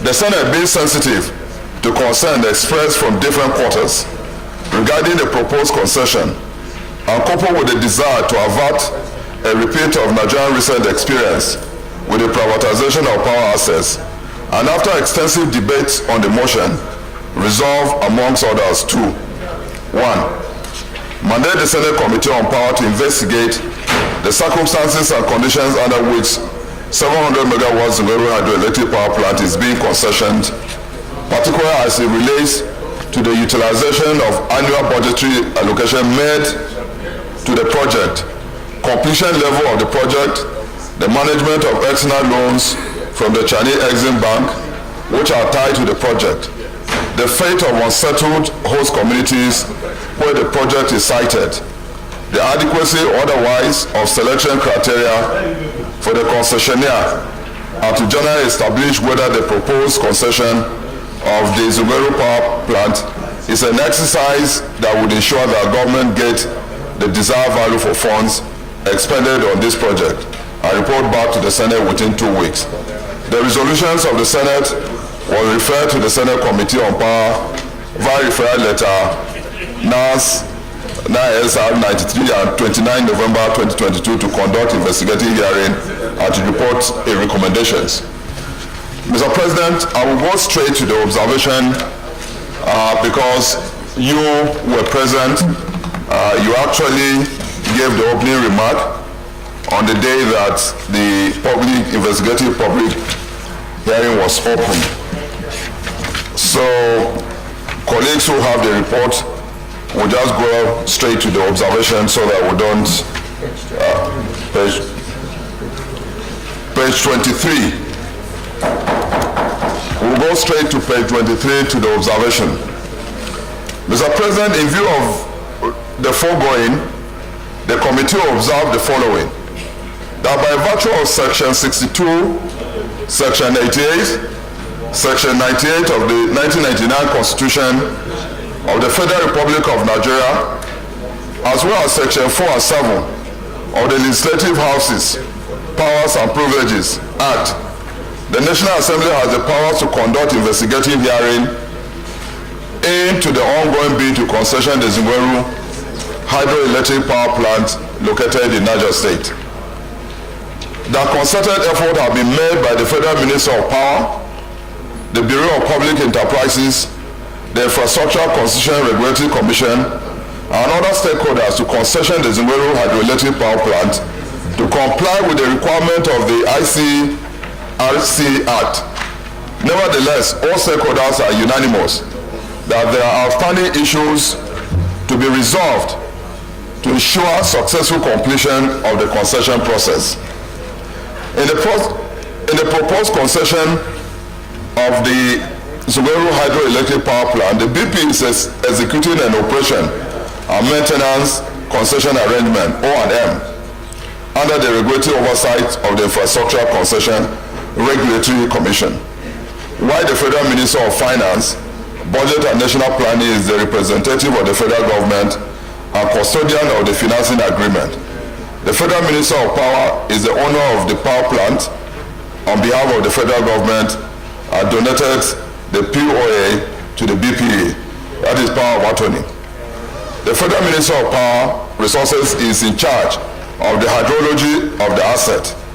The Federal Minister of Environment is responsible for the environment impact of the project, and the Federal Minister of Justice actually gazetted the transaction. That there is lack of consensus between the BPA and ICRs regarding the tenor of the concession and the estimated revenue that would accrue to the federal government from the concession of the power plant. That there are discrepancies regarding the submission made by the Federal Minister of Power and the consultant to the power plant in terms of payment for work done by the contractor and the project consultants, including general delays in payment to the contractor and consultant invoices as alluded to by the project consultant in the submission to the committee. That the Federal Minister of Power made no detailed presentation regarding the issue of existing contractual dispute over variation claims by the contractor against the ministry for additional work for reinforcement of security infrastructure for the power plant, additional work due to unforeseen geological defect under the Zungeru Dam, and adjustment to changes in cost due to inflation.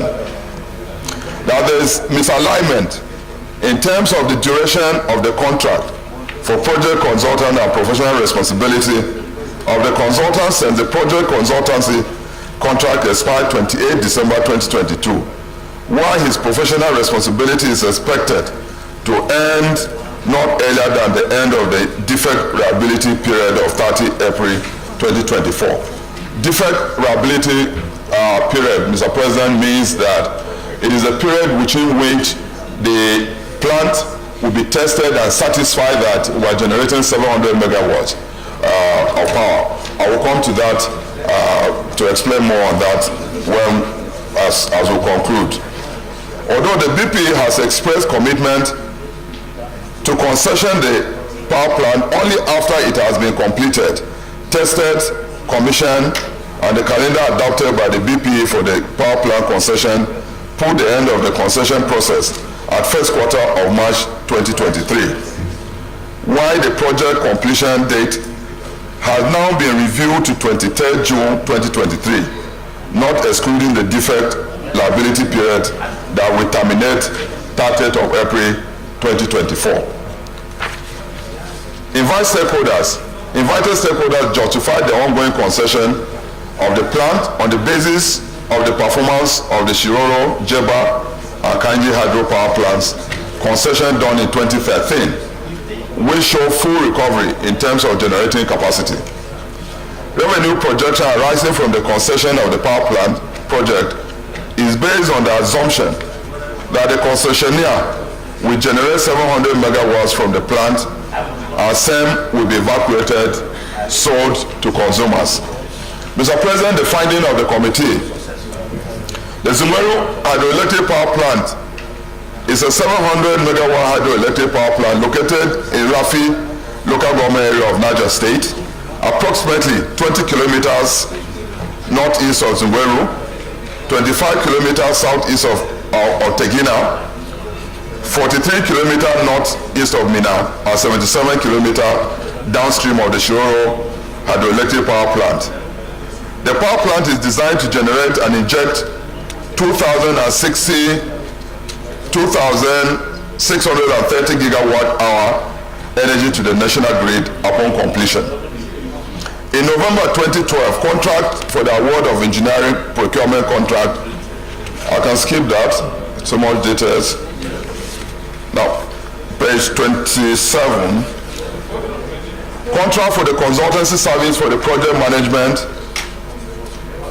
and supervision of the ongoing project of the power project has been extended by 39 months to expire on the 28th December 2022 from a review argumentation in the contract sum of $3.5 million US dollars plus 3.4 billion naira. Thus, the total consultancy contract sums to $25.3 million plus 3.4 billion naira, while the APC contract completion date has been reviewed to 2018 to 23rd June 2023. Mr. President, I'm going to the recommendation.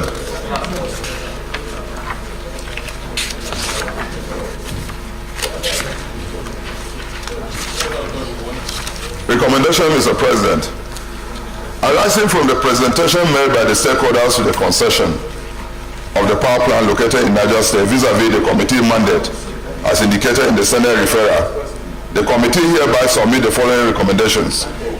The BP be advised to keep to the commitment made before the committee to concession the power plant only after it has been completed, tested and commissioned. That will take us to 2024.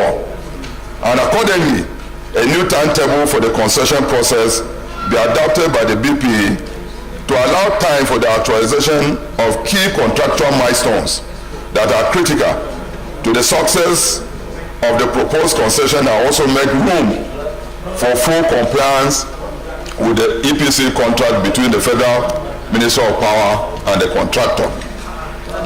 The Federal Minister of Power should liaise with stakeholders to concession the power plant in order to resolve or identify constraints that will frustrate the noble objective of the concession. This includes 100% completion and testing of the plant to confirm that 700 megawatt was delivered by the contractor, completion of the 35-kilometer 132 kV transmission line to Tegina substation as a precondition for the evacuation of the 700 megawatts to be generated from the plant. Resolutions of dispute over unsettled variation claims made by the contractor against the Federal Minister of Power, unpaid contractor and project consultant invoices need to conclude payment of compensation and resettlement of affected communities at the site of the project, extension of the project contractor, end of deferred reliability period, and engagement of the EOM contract to test the plant to confirm 700 megawatt is what has been procured by the federal government and concession to the successful concessionaire. The Federal Minister of Power ordered MD to propose concession to be advised to ensure transparency in terms of budgetary releases made by the federal government to the payment of project consultant or to cover other aspects of the power plant outside the loan secured by the federal government and finance. Last page. The Senate and relevant MDA to the concession of the power plant should ensure vigilance in any public-private partnership involving government power assets to ensure that government is not shortchanged in the process, but such transaction gives the government and the people of Nigeria value for money spent on such assets. The BP and ICRC are advised to adopt a common position on the tenure of the power plant concession, but in the event that they are unable to reach such a consensus on the tenure of the concession, the recommendation of the ICRs as the apex regulatory of the federal government concession arrangement should prevail. Conclusion, Mr. President. Finally, the committee wishes to use this opportunity to express its gratitude to the President of the Senate and distinguished colleagues for finding us worthy to serve in this capacity. Mr. President, I would like to clarify some of the issues that might be a bit confusing to colleagues here. Mr. President, why we had asked BPE, which is saddled with the responsibility of carrying out the concession, to tally a while for us to do a comprehensive investigation. What we've heard as rumor is that the plant has already been concessioned. But we're expected to present this report and then call them because first, Mr. President, the plant has been concessioned, but it will not be possible to evacuate power from that because the 132 kV transmission line that will evacuate power, they have not even started it. The 330 transmission line that was started was stopped because of the insecurity in that area. So in essence, what you are concessioning is a plant that you will not be able to evacuate power. And from what I've seen, because I asked ICRC to give me an update, I've just received it while I was sitting here. And I've seen that the concession that has been given, supposedly given, has shortchanged the federal government.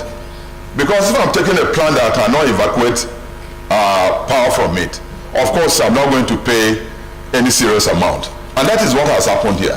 From the report I have received here, the concession money per annum is 70 million per annum. If we multiply that by 30 years, US. If we multiply that by 30 years, Mr. President, it comes to 2.1 billion, which is far less than the amount that the plant is being built, constructed for 30 years, and these people will be operating this for 30 years. So the fact that the plant has not been completed and tested, it then means that any person who is buying it after due diligence will not agree, because you've not tested the plant, so we're not sure whether it will deliver what you say it will deliver, which is 700 megawatts. The liability period, which will expire next year, which gives room for the testing of the plant and satisfying that this plant is well built, well constructed, and it can deliver 700, has not been done. That liability period will take us to, I think, next year, around March or so, 2024. That has not been done. There is a rush. They have not done the transmission that will evacuate the plant, evacuate power from the plant. Mr. President, this is the kind of problem we have in Azura. Azura was an independent power plant, but the federal government engaged in a pay-or-take agreement, take-or-pay agreement with them, where there was no line to evacuate that. And so the federal government has been spending enormous amount of money without necessarily getting the power. Here we are concessioning a plant that we've built with about $2.2 billion for 30 years at the cost of $2.1 billion. This is criminal. And it has been done. I've received the report just today. 2.1. No, I have the report here now. ICS has just sent the report to me now as I was sitting here. No, I'm telling you that what they have finally done with what they have sent to me here this morning, ICS, there was also the disagreement in terms of the tenure. Infrastructure Concession Regulatory Commission has suggested that 20 years was adequate. BP were saying 30 years. We said they should go and reconcile, but what they have sent, this is the report after the concessioning. They have done it, and they have sent it here. What we have here, Mr. President, is that the fixed annual concession fee per annum for 30 years is $70,000 US per year. If we multiply 70,000 by 30 years, what do you have? 70 million, sorry. $70 million multiplied by 30 years is what you have as, and then they have is 2.1, which is far less than the cost. What about the cost of depreciation? The what? Depreciation amortization. No, what they have here is 5-year fixed upfront fee, which is the same thing. They're paying an upfront fee of 291 million, which will be deducted, of course, from the years, from the 30 years. And so, Mr. President, I would wonder why this Hello Chamber will give a directive, and that directive is thwarted, and I think a decision should be taken here. We presented the report with the benefit of what they have sent to me. They have done the concession. It's a brand new, this thing has not been tested. They cannot evacuate power there. And so, of course, these people are paying money based on what they have on ground.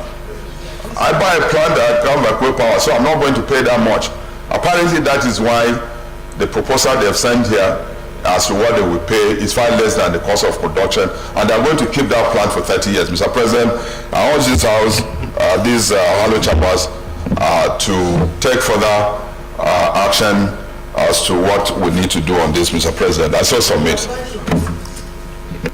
Distinguished Senator Matthew Urogide. Thank you, Mr. President. I'm Senator Matthew Urogide. I represent Edo South Central District.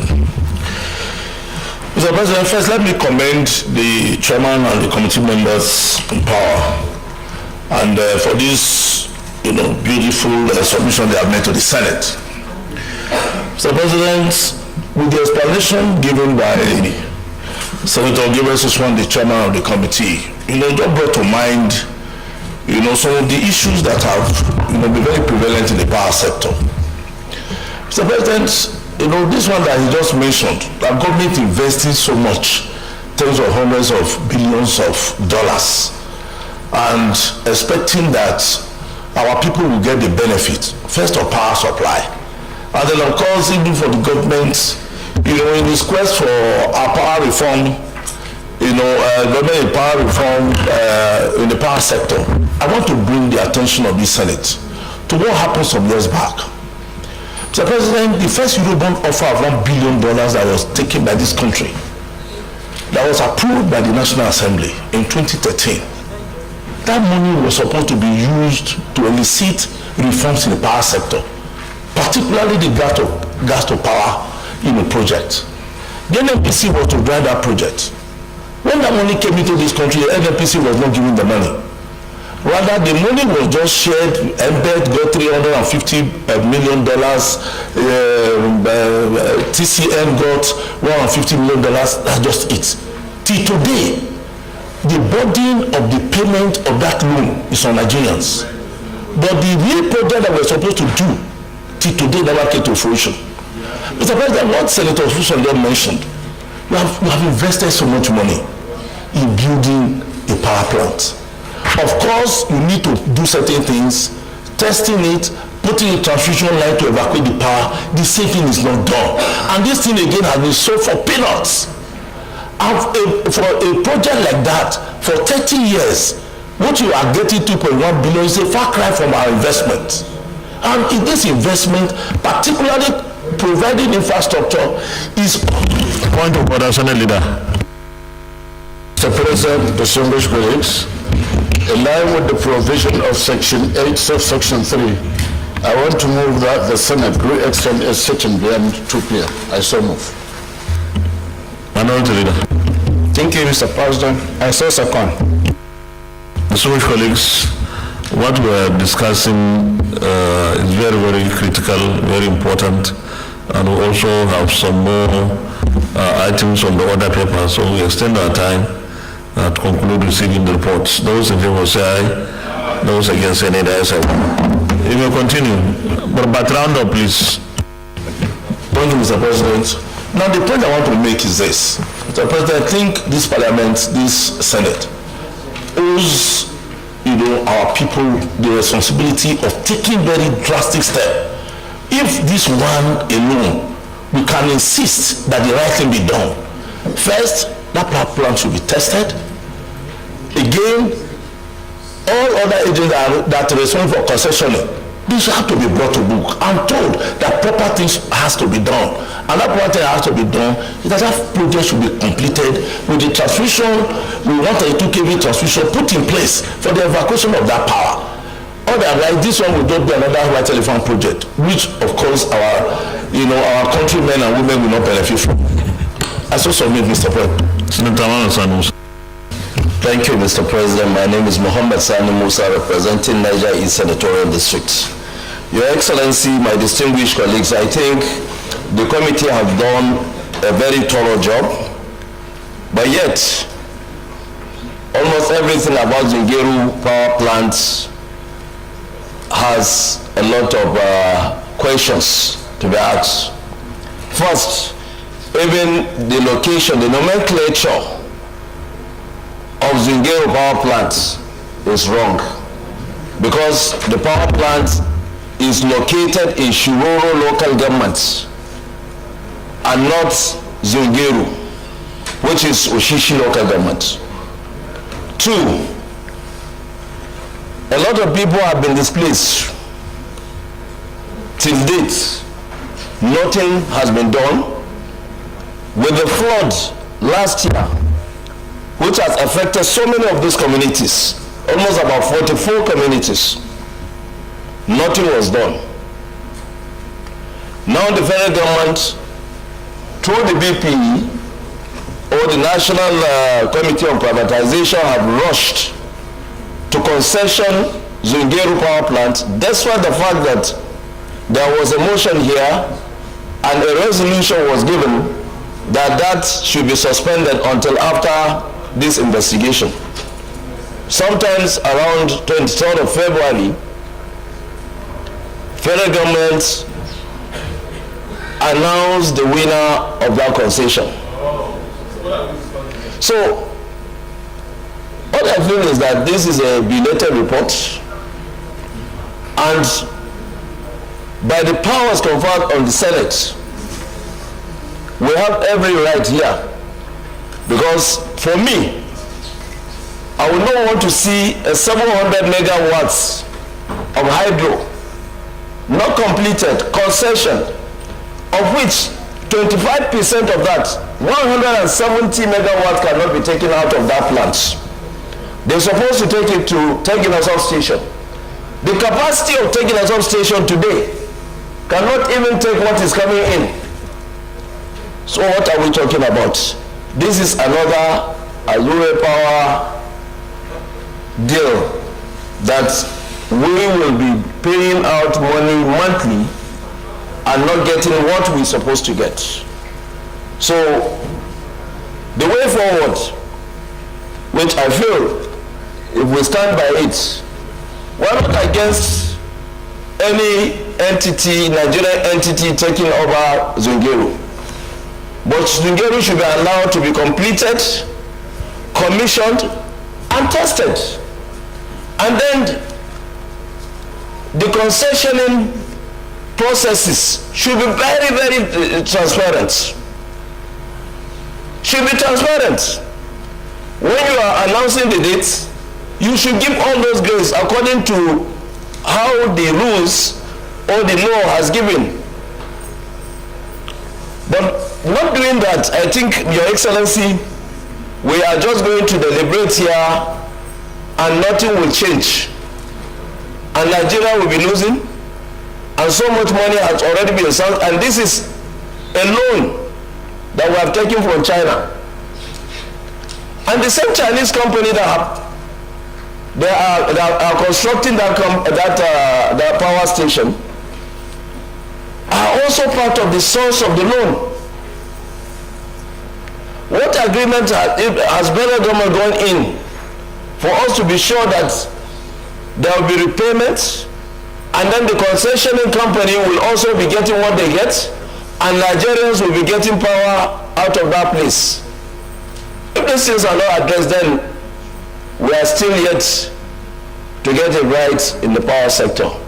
Thank you, Mr. President.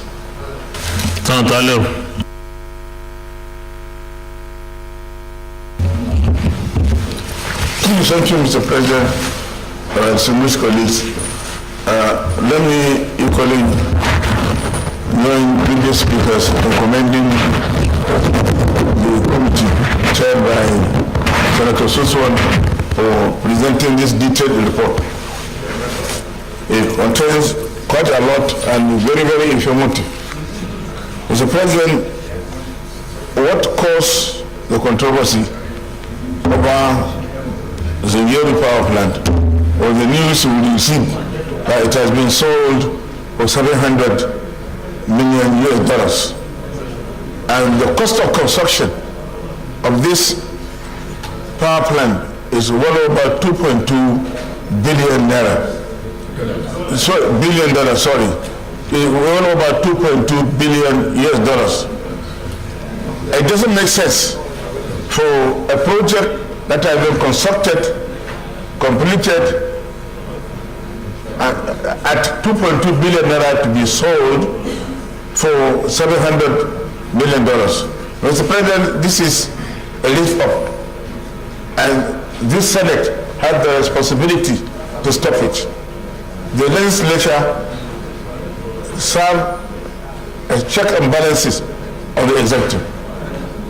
Very few people sat and took that decision, and there is no transparency whatsoever in the way that transaction was done. So I'm of the view that we should do the needful. We should send a very strong resolution that the BPE should resign its decision, because there is no transparency in the way that transaction was done. Secondly, Mr. President, I'm also of the view that the federal government should do whatever is humanly possible to complete the Zungeru power plant so that power can be evacuated. We have many plants in the country. completed, but there is no infrastructure to transmit whatever power is generated to the national grid. We have one in Kaduna. It is lying follow. We are waiting for they are waiting for fuel to power it. And it is not supposed to use fuel. It's supposed to use something else. But unfortunately, the people that designed that project made mistake. We can complete it with a very small amount compared to what has been spent. So, Mr. President, I'm of the view that the BPE should be asked to stop that transaction. I so submit. We'll go to the recommendations. And if we have anything that we need to add after we take the recommendations, we can add. The recommendations of the committee are on page 32. That BPE be advised to keep to the commitment made. Please, do some wish, please. The BPE be advised to keep to the commitment made before the committee to concession the Zungeru Hydro Power Plant only after it has been completed, tested and commissioned, and accordingly a new timetable for the concession process be adopted by the BPE to allow time for the actualization of key contractual milestones that are critical to the success of the proposed concession. Also make room for full compliance with the EPAC contract between the Federal Ministry of Power and the contractor. Those who vote these recommendations say aye. Those against say nay. The ayes have it. Recommendation 2. The Federal Ministry of Power should be urged to liaise with all the stakeholders. What? No, not comment. This time we are voting. Observation on what? Huh? Not comment, not comment. It has to be amendment, not comment. What is the amendment? That the BP be advised to rescind all they have done already, because they have already concessioned the place. Oh, that will be additional. Okay. But how do you make it additional?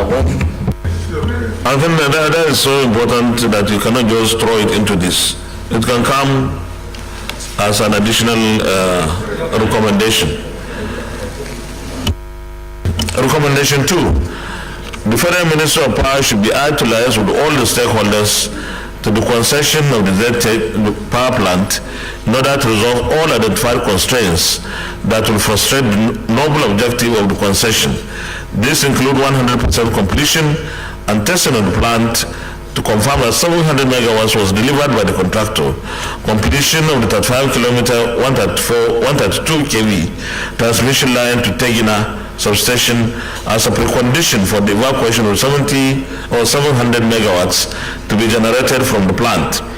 Resolution of dispute over and settled variation claims made by the contractor against the Federal Ministry of Power, unpaid contractor and project consultant invoices need to conclude the payment of compensation and resettlement of affected communities at the site of the project. Extension of the project contractor's contract from 20th December 2023 to 23rd June 2024, which is the end of the defect liability period, and engagement of an EOM contractor test the plant to confirm that 700 megawatts is what has been procured by the federal government and concession to the successful concessionaire. Those who vote this recommendation say aye. Those against say nay. The ayes have it. Yes. What's the amendment? Thank you, Mr. President.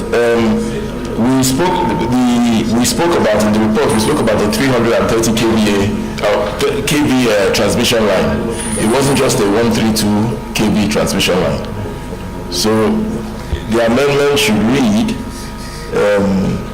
the the completion of the 132 transmission line, 132 and 330 kV transmission lines. 330. Okay. Any seconder? I need a seconder. You are sure? Because it's a technical thing. Okay. Senator Matthew Rogire. Mr. President, my distinguished colleague Senator Matthew Rogire, Edo South, I rise to support I rise to second the amendment as proposed by Senator Gershon Bassey. I so second. Thank God. I will not ask you the details. Well, I will take recommendation 2 again. Those in favor of recommendation 2 as amended, say aye. Those against, say nay. Recommendation 3. The Federal Ministry of Power and other relevant MDS to the proposed concession of the power plant be advised to ensure transparency in terms of budgetary releases made by the federal government for payment to the project consultant or to cover other aspects of the power plant outside the loan secured by the federal government to finance the project. Those who vote recommendation 3 say aye. Those against say nay.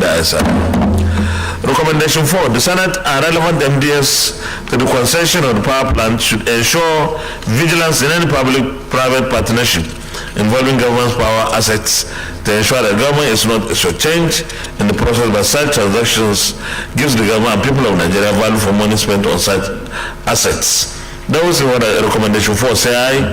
Those against say nay. And recommendation 5. The BPE and the ICRC are advised to adopt a common position on the tenure of the power plant concession, but in the event that they are unable to reach a consensus on the tenure of the concession, the recommendation of the ICRC as the apex regulator of federal government's concession arrangement should prevail.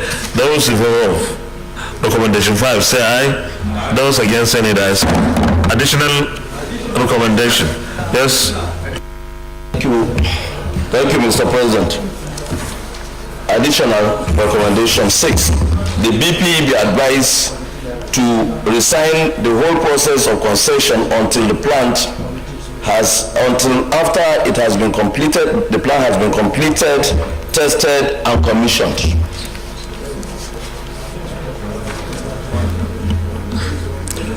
I need a seconder. Yes, I need a seconder. Senator Kabir Abdullahi. Thank you, Mr. President, distinguished colleagues. I rise to second the motion amending additional motion read by Senator Sani Musa. I so second. Those in favor of the additional recommendation by Senator Sani Musa say aye. Those against say nay. Additional recommendation, Senator Abdullahi. The Senate should write and request for the intervention of Mr. President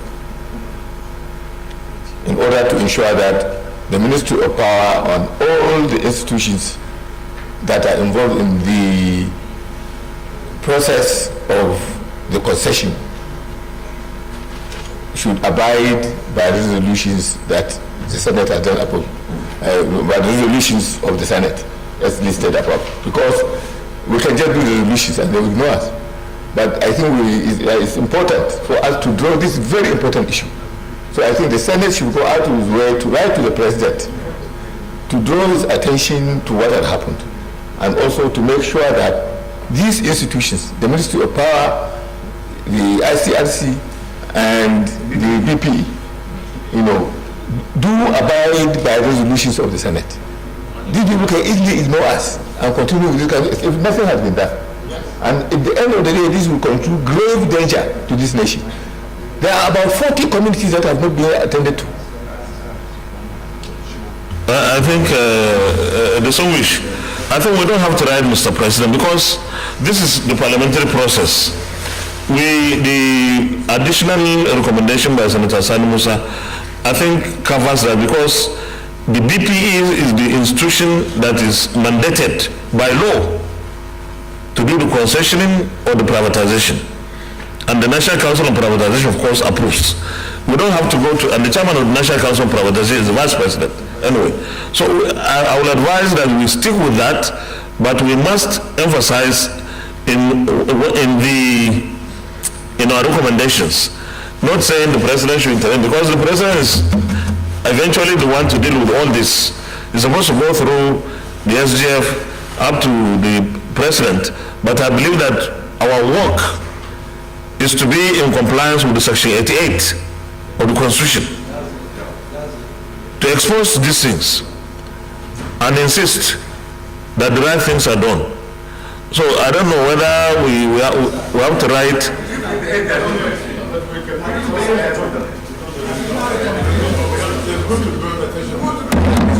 Sorry? No, just hold on, let me finish with this. Senator, Thank you, Mr. President. I think I want to second the prayer heavily moved by Senator Yadbelay. Mr. President, this is a very, very important matter. No, this is a very important, Mr. President, this is a very important matter. You build a project of $2.2 billion and you want to sell it for $700 billion. You are wasting public money. Senator Alero, what exactly do you need to say?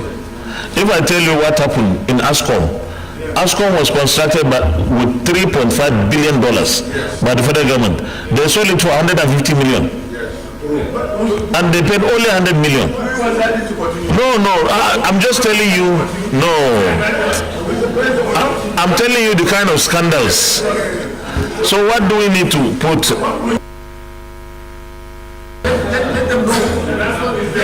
Okay, give us exactly what you want us to write.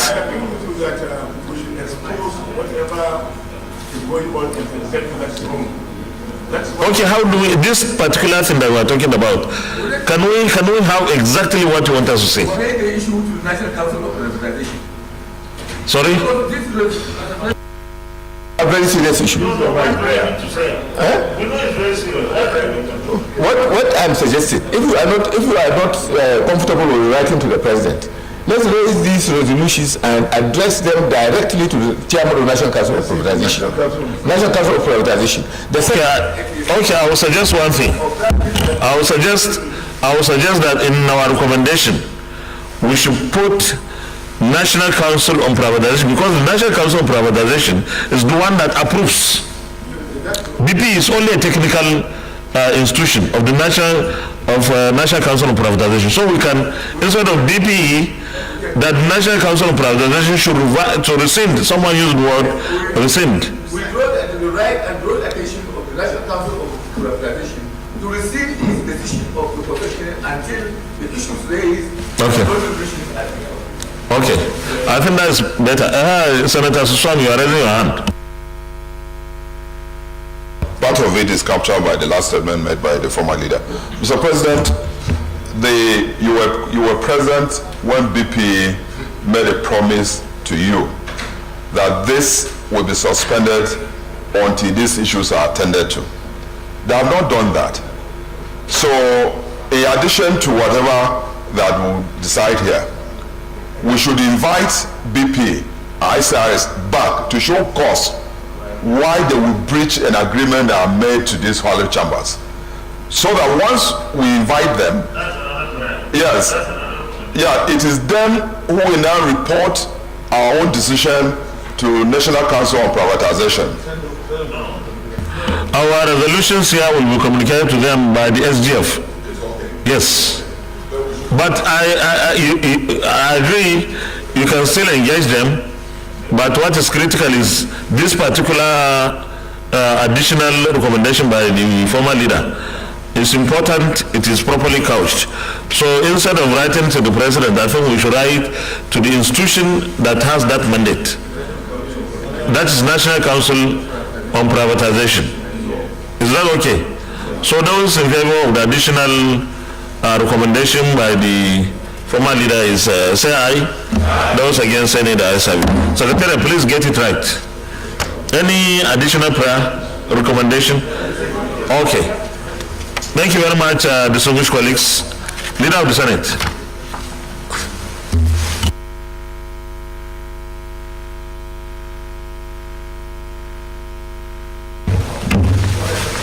Mr. President, distinguished colleagues, the seventh order of the day is the presentation and consideration of the report of the Committee on Agriculture and Rural Development on the Cassava Flour Mandatory Inclusion in Flour Production Bill 2023. Mr. President, you may wish to invite Senator Dr. Abdullah Haya Obakar, Chairman of the committee, to move the motion for the presentation and the consideration of the report. I think there are 3 reports there. You can take all of them.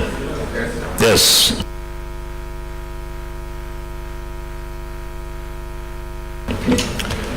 Mr. President, my highly respected and distinguished colleagues, I rise to request the Senate to receive and consider the report of the Senate Committee on Agriculture and Rural Development on a bill to provide a legal and regulatory framework for the inclusion of cassava flour in edible flour production to encourage cassava farming, create a sustainable market for cassava flour and other matters connected therewith. Bill 2023, Senate Bill 923. Secondly, I rise to invite the distinguished Senate to receive and consider the report of the Joint Committee of Agriculture and Rural Development and Committee of Tertiary Institutions and Ted Fund on a bill for an act to establish the Nigerian Research Institute for Fisheries Aquaculture, Bakassi, Cross River State, and for other matters connected therewith. And thirdly, for the Senate to receive and consider the report of the Committee on Agriculture and Rural Development and the Committee of Tertiary Institutions and Ted Fund on a bill for an act to provide for the establishment of the Federal College of Agriculture, Eseoru, Ekiti State, and for other related matters. I so submit, Mr. President.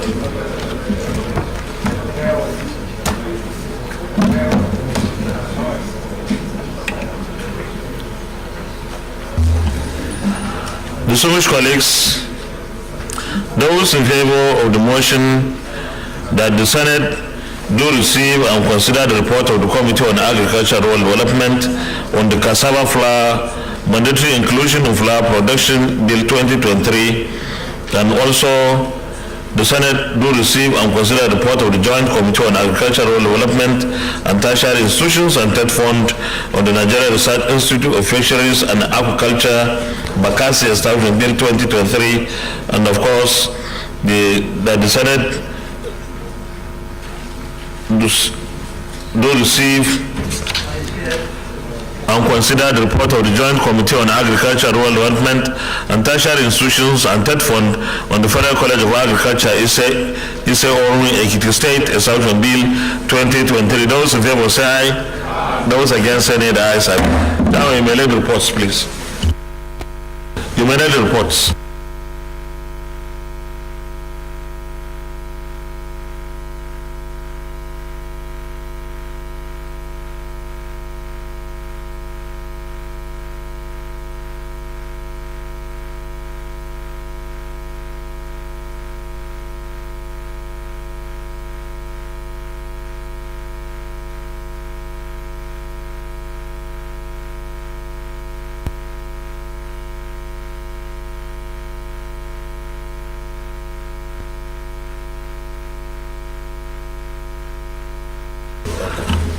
Yes, this was Senator Abla.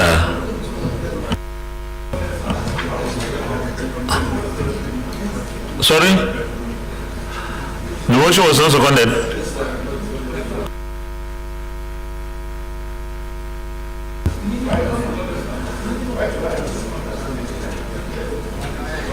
The distinguished Senator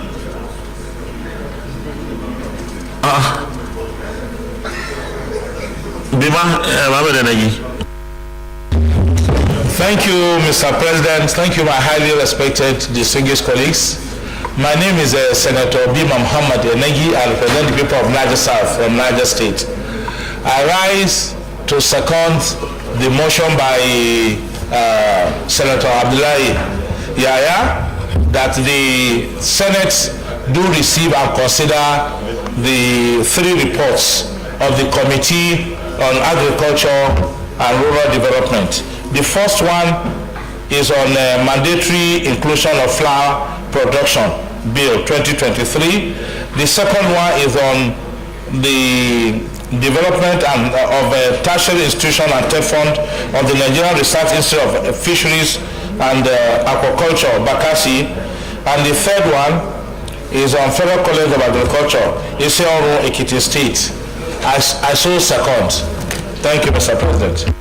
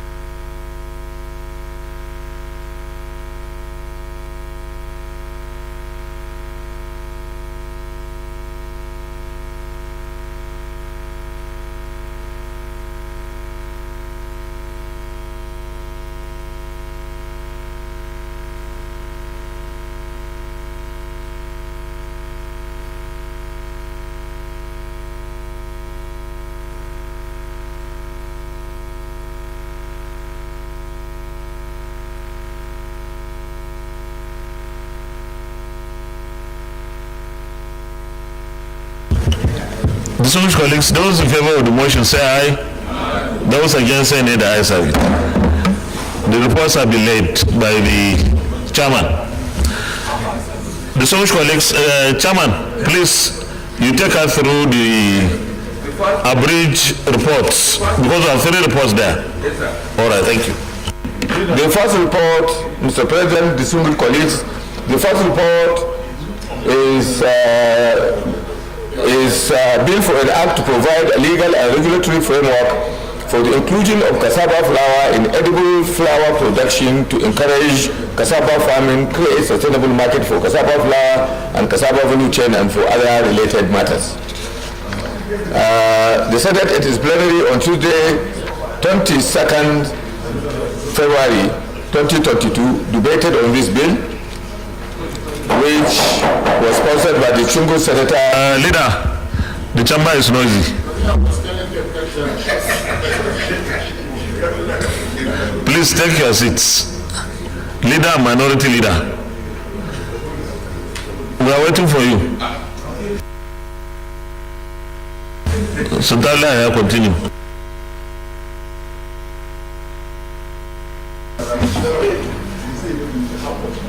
This bill was sponsored by distinguished Senator Dr. Abdullahi Adamu, and from page 2 you see the main objective of the bill actually is to create a sustainable market and proper production conditions, for cassava value chain.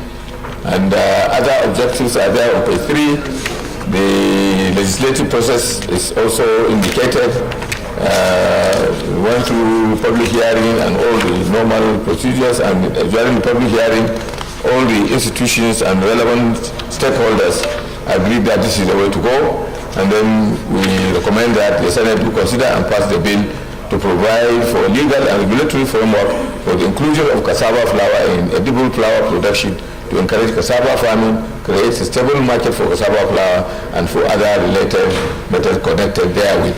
This bill is very important because if it is passed, it will mean that Nigeria is one of the largest producers of cassava in the world, but the value chain has not really taken into account, its use in our industrial processes. So this bill is designed to sort out that particular kind of problem. The second bill is a report of the Joint Committee on Agriculture, Rural Development, and with the Committee on Tertiary Institutions and TED Fund for a bill for an act to establish the Nigerian Research Institute for Fisheries and Aquaculture, Bakassi, Coast River State, and for other matters connected with this bill. Was sponsored by distinguished Senator Gasham Henry Bassi, Cross River South, and the broad objective of the bill is stated in page 2 of the bill. And we also went through the normal legislative processes, including public hearing, and unanimous opinion of public hearing is that the institution needs to be established, and that the site recommended for its establishment is a proper site for that work to do. Our findings on page 6 and on page 6 and 7, and on page 8, we recommend that the Senate do consider and pass the bill for an act to establish the Institute for Fisheries and Aquaculture, Bakassi, Coast River State, for other related matters therewith, 2003, Senate Bill 116. The third bill, Mr. President, distinguished colleagues, is joint also with the Tertiary Institution and TED Fund for an act to provide for the establishment of the Federal College of Agriculture, Iseorun, Okiti State, and for matters related therewith. This bill was sponsored by distinguished Senator Biodun Olujimi, Ekiti South, and it was read the second time and referred to the committee on the 5th April 2022. The objectives of the bill are on page 2. The specific objectives are there on page 3, and the highlights of the normal procedures we follow, including the public hearing, have been done, and it was recommended that this this institution be set up in its recommended location. So the recommendation here is that the Senate do consider and pass the bill for an act to provide for the establishment of the Federal College of Agriculture Iseoru, Ekiti State, and for other matters related therewith. I so submit, Mr. President. Any comments? Leader of the Senate, Committee of the Whole.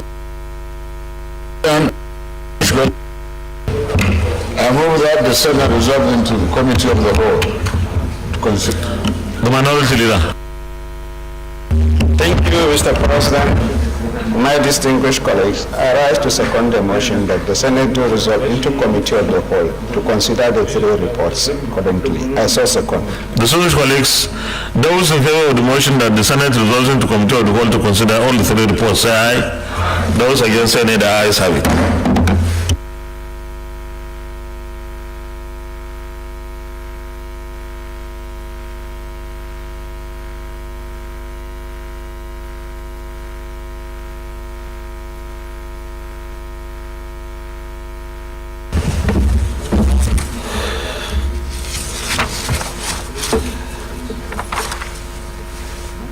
We start with the cassava flour mandatory inclusion. Those who are clause 1 to 5 stand part of the bill, say aye. Those against, say nay. The ayes have it. Those who are clause 6 to 11 stand part of the bill, say aye. Those against, say nay. The ayes have it. Those who are at the interpretation stands part of the bill, say aye.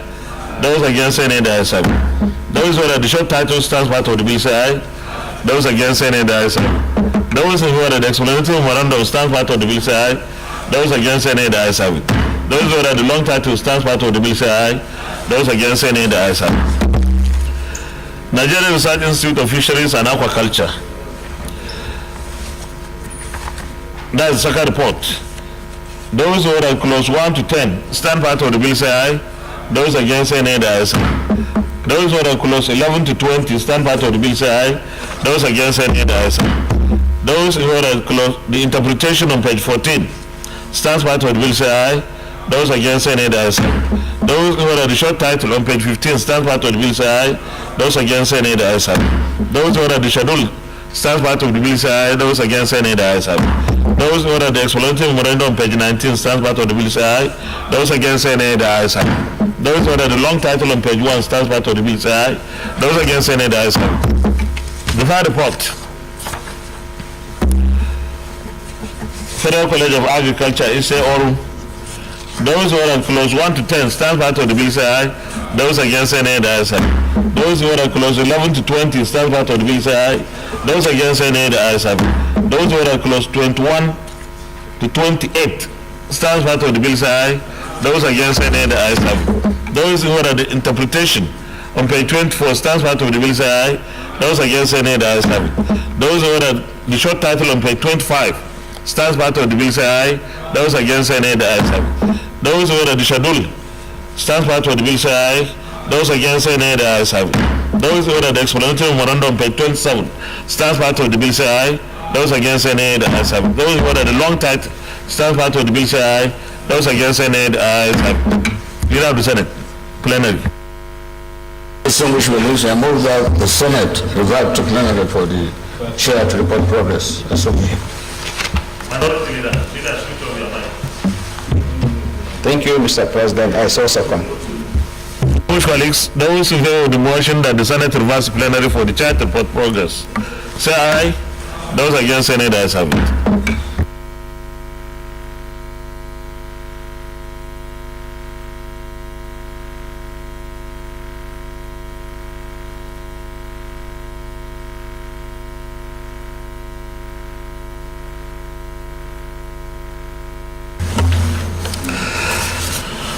The Senate, in the Committee of the Whole, considered the report of the Committee on Agriculture and Rural Development on the Cassava Flour Mandatory Inclusion in Flour Production Bill 2023 and approved as follows. Long title as recommended, clause 1 to 11 as recommended, interpretation as recommended, short title as recommended, explanatory memorandum as recommended. Is this a full reflection of what transpired in the Committee of the Whole?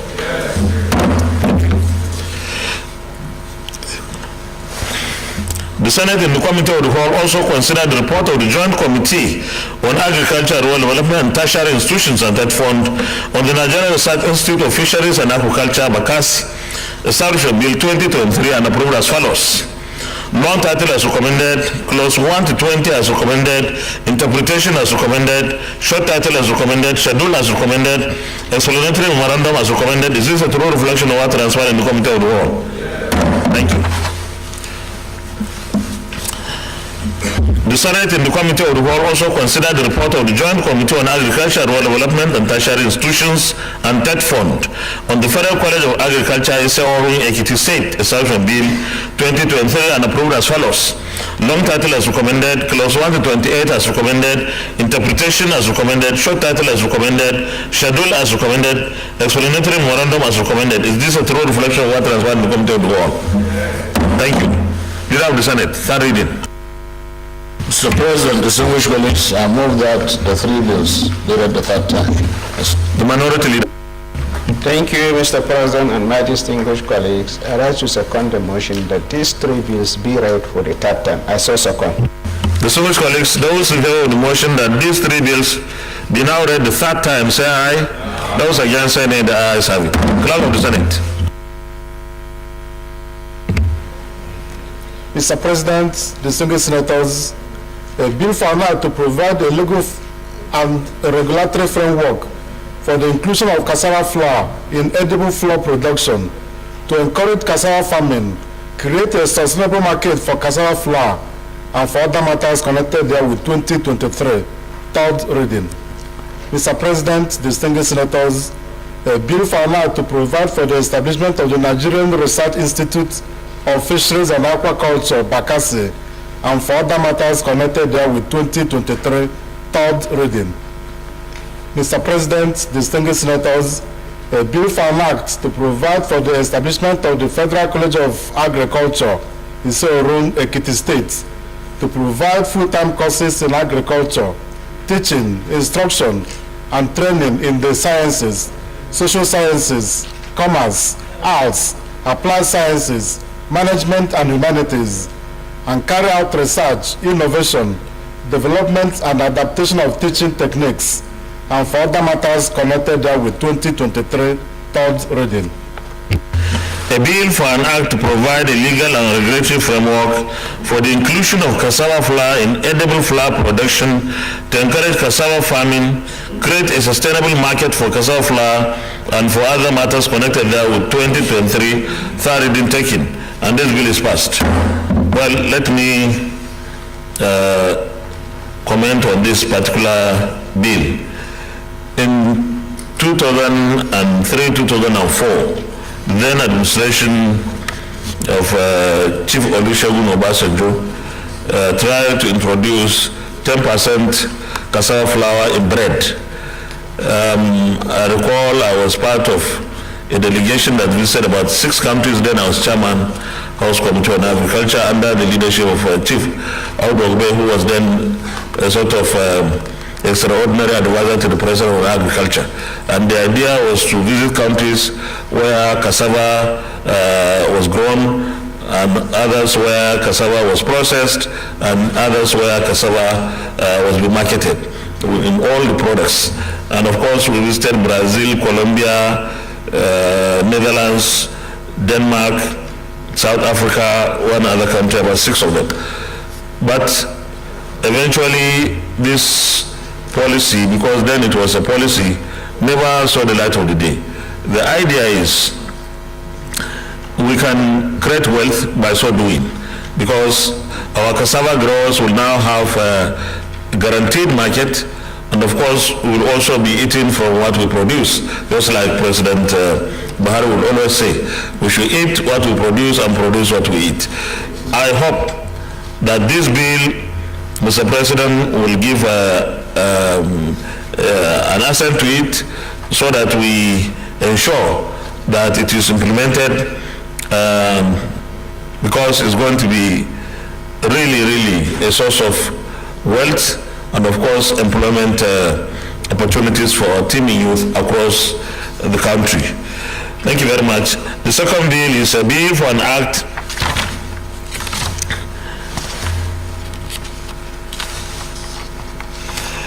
a bill for an act to provide for the establishment of Nigeria Research Institute of Fisheries and Aquaculture, BACASI, and for other matters connected there with 2023 third reading taken, and this bill is also passed. The third one is a bill for an act to provide for the establishment of the Federal College of Agriculture, ISEO, Ekiti State, to provide full-time courses in agriculture, teaching, instruction and training in the sciences, social sciences, commerce, arts, applied sciences, management and humanities, and carry out research, innovation, development and adaptation of teaching techniques, and for other matters connected there with 2023 third reading taking, and this bill is also passed.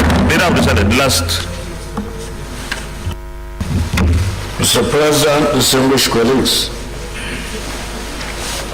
the 10th order of the day is the consideration of the report of the Committee on Public Accounts on annual report of the Auditor General for the Federation on the accounts of the Federation for the year ended 31st December 2016. Mr. President, you may wish to invite Senator Matthew Orugude to move the motion for the Senate to consider the report of the committee. Distinguished Senator Matthew Orugude, Chairman Public Accounts Committee. Thank you very much, Mr. President. I'm Senator Matthew Orugude. Sorry? No.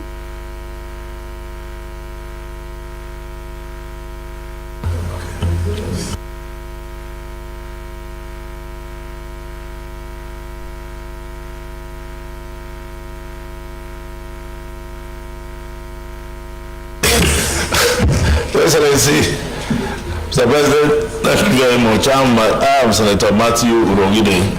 I represent Edo South Senatorial District.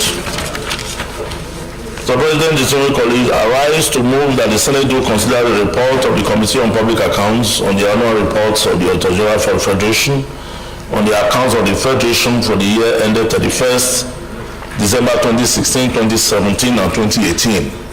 But I move, Mr. President, that because of time today, that we'll consider, the report for the year ended 2016, and defer the others to another legislative date. I hereby move. Yeah, the Senator Biodun Olujimi. Thank you very much, Mr. President. Distinguished colleagues, Biodun Olujimi, Ekiti South. Mr. President, I rise to second the motion as moved by the Chairman Public Accounts. I so second. Distinguished colleagues, those in favor of the motion that the Senate do consider the report of the Committee on Public Accounts on the annual report of the Auditor General for the Federation on the accounts of the Federation for the year ended 31st December 2016. Those in favor say aye. Those against say nay. The ayes have it. So present the report, but I hope you are not going to read everything here because it's too bulky, But that is even the summary. Mr. President, thank you very much for this privilege. First, you didn't answer my question.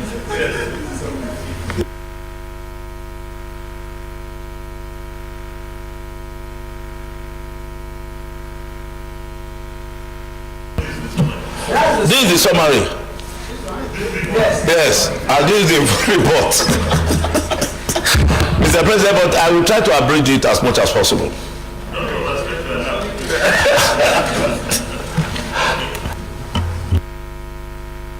I know you are very conversant with reports like this because this committee was, was completely constructed by you. So, Mr. President, I'm going to take the preamble and then, of course, I'll probably move straight to the report itself, with the recommendations.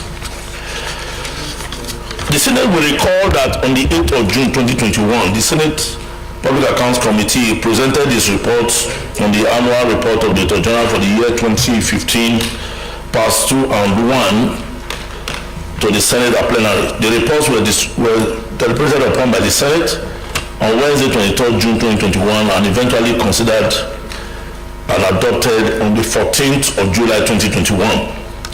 The presentations for the committee resolved to clear the backlog of annual reports from the Office of the Auditor General for the Federation. To attain the goal, the Senate Public Accounts Committee embarked on a simultaneous consideration of 2016, 2017, and 2018 annual reports. The exercise lasted from Tuesday, 23rd of February 2021 to Wednesday, 11th of August 2022, over a year. These reports have previously been submitted to the National Assembly in accordance with the provision in Section 85(2) and 5 of the Constitution of the Federal Republic of Nigeria 1999 as amended in 2018, 2019, and 2020 respectively. Consequently, on Wednesday, 1st of March 2023, the committee at plenary laid the detailed reports being the outcome of its deliberation of the General's annual reports on the accounts of the Federation of Nigeria for the years ended 31st December 2016, 2017, and 2018 for further consideration and adoption by the Senate. The General in 2016 issued queries to 92 MDAs, 80 of which submitted written responses and appeared before the committee to defend the queries against them. 8 submitted memoranda in response to the queries but did not appear before the committee, while 4 MDAs failed to either appear or submit written responses to the committee, despite several reminders to that effect. Out of the 80 MDAs that appeared before the committee, 43 had their queries vacated, while the queries of 37 MDAs were sustained and recommendations accordingly presented to the Senate. The detailed report captured in the sustained queries, responses of the MDAs, and observations of the committee and its recommendations on same. Also, it contains the list of MDAs queried and those whose queries were cleared and vacated by the committee. However, contained here are the summaries of the relevant queries and the corresponding recommendations in line with the extant rules presented in Section 3, namely, 1. Section 1, reports of all the MDAs that made written responses and appeared before the committee, comprising of financial statements, federation account, and ministry departments and agencies. Section 2, reports on MDAs that made written responses but did not appear before the committee. And Section 3, reports on MDAs that neither made written responses nor appeared before the committee. It is pertinent to note that the committee in sections 2 and 3 adopted the position of the Auditor General in its recommendations to the queries of the various MDAs who either did not appear before the committee are public hearing to defend their queries or did not respond to the committee's queries. So, Mr. President, the general observation and the observations and the findings that round all through, from the Accountant General's, testimony before us over financial statement and federation account, and then the MDAs. I think we can just move straight, to the presentation of the committee's observations and recommendations. Starting from the financial statements of federation account, that is with the Accountant General testified before the committee on the 2016 report. We have the way they are, with the paragraph 2.1 all through, to 3.6 or 3.7, as it is for the Accountant General. And then, of course, we now have it from 3.12 for all the other, MDAs. And the summaries are here. And the way we have tabulated them, that is the summary of the query, followed by the committee's recommendation. And then, of course, what the Senate decision will be in the portion of remark. So, Mr. President, I don't know, I think for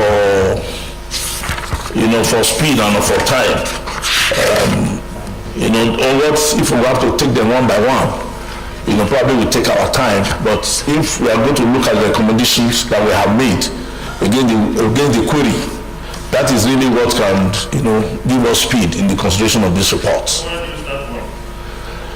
That is page 1. On page 1, the page 1 of this report. That was preamble. No, Mr. President, those ones were Those ones were in numerical. We are not going to start with the recommendation. Yes. Let's start and see where we can stop. Because public accounts, people can argue. To say that this report is very straightforward because of what we have done now. These are only Accountant General and then his observations, which of course we have already made recommendation to the Senate, and then the MDs. But I think if we can rush through them, instead of me reading it and you coming to read it later, that's what I'm saying. If you just can see the recommendation, Yes. Do I read the query and the recommendation for each one? Okay. Thank you, Mr. President. Then for the Office of the Accountant General, when it comes to revision account and financial statement, what the Auditor General raised is that the timing of the final submissions of 2016 financial statement on page 1. Yes, I do. I said I'm going to read the question. You see our recommendation, or we don't read the recommendation. Mr. President, do we give this and then when we come tomorrow, at least our colleagues are aware to. Mr. President, Because some of our colleagues are yes, I know. I don't want to be too long. Already it's long. I don't want to be too long. So between now and maybe 3:30, 4 o'clock, let's see what we can do. Because beyond that, it's not too. Mr. President, can I? Yeah, suggest. Let me suggest, I appreciate the fact that, in the mood, and then of course with our colleagues that are fasting, for us to do a thorough thing, if they can read through, so that when we come, let us just look at recommendations. They can, if we can give them the copies they read through, then we do the recommendations straight away. Because having to read the two of them, certainly is going to take the two portions, certainly going to take our time. If we have to do a thorough job, I think. Go home with it. Yes. When you go home, you are not going to read this. I know. You will not read it. Me, I will not read it. That's the truth. After staying here for all these hours, I go home and continue reading this thing. I have other things to do. So let's find this thing that he tells you, go home and read. They will not read though.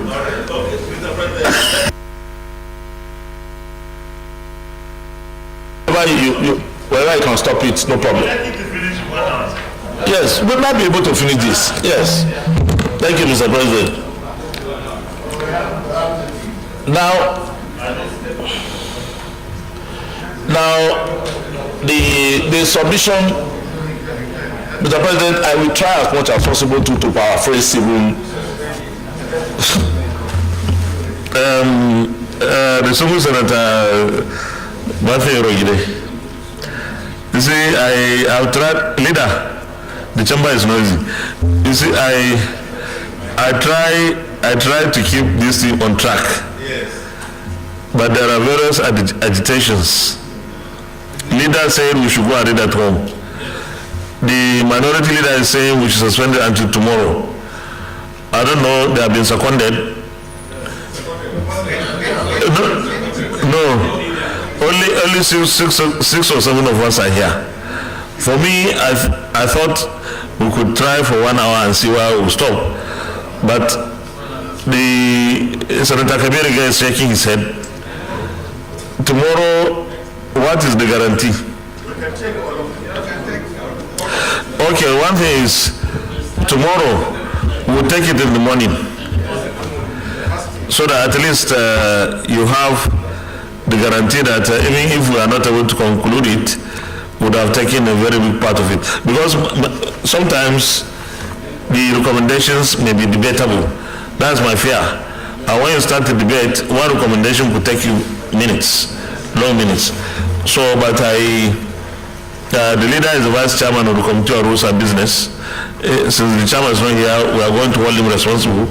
And I will personally also make sure that they include it in the first part the order paper so that we are able to take this for 2016 only.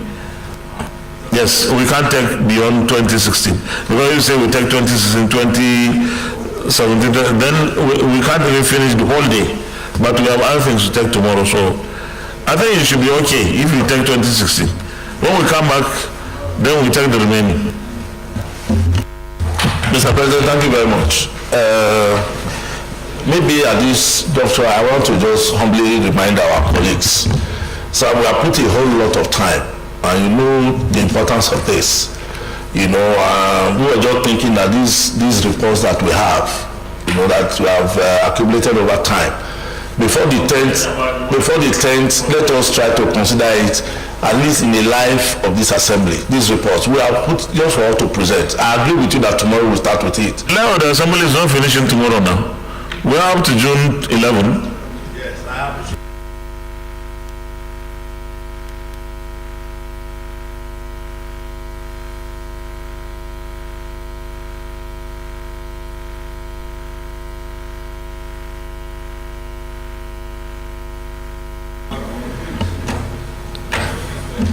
So tomorrow, leader of the Senate, we have to stand down the consideration of this report and stand down all the remaining items on the order paper till the, no, not the legislative, no, the others, another legislative day, but this one, the next legislative day. The next, that's the parliamentary language. The next legislative, only for this. The others, another legislative day. Could be next year. You know. Mr. President, distinguished colleagues, I move that we stand down the consideration of this report to tomorrow. And then all others to another legislative day. I so move. Minority Leader. Thank you, Mr. President. I so second. Distinguished colleagues, those who hear the motion that we stand down the consideration of this report till the next legislative day, say aye. Aye. Those against say nay. The ayes have it. Now let me tell you why I say next legislative day. Something could happen tomorrow and then they will say no sitting. So if you say tomorrow, it means after tomorrow and there's no sitting, no consideration. So next legislative day is, if it is tomorrow, okay. Any other day is fine. Stand down the other items.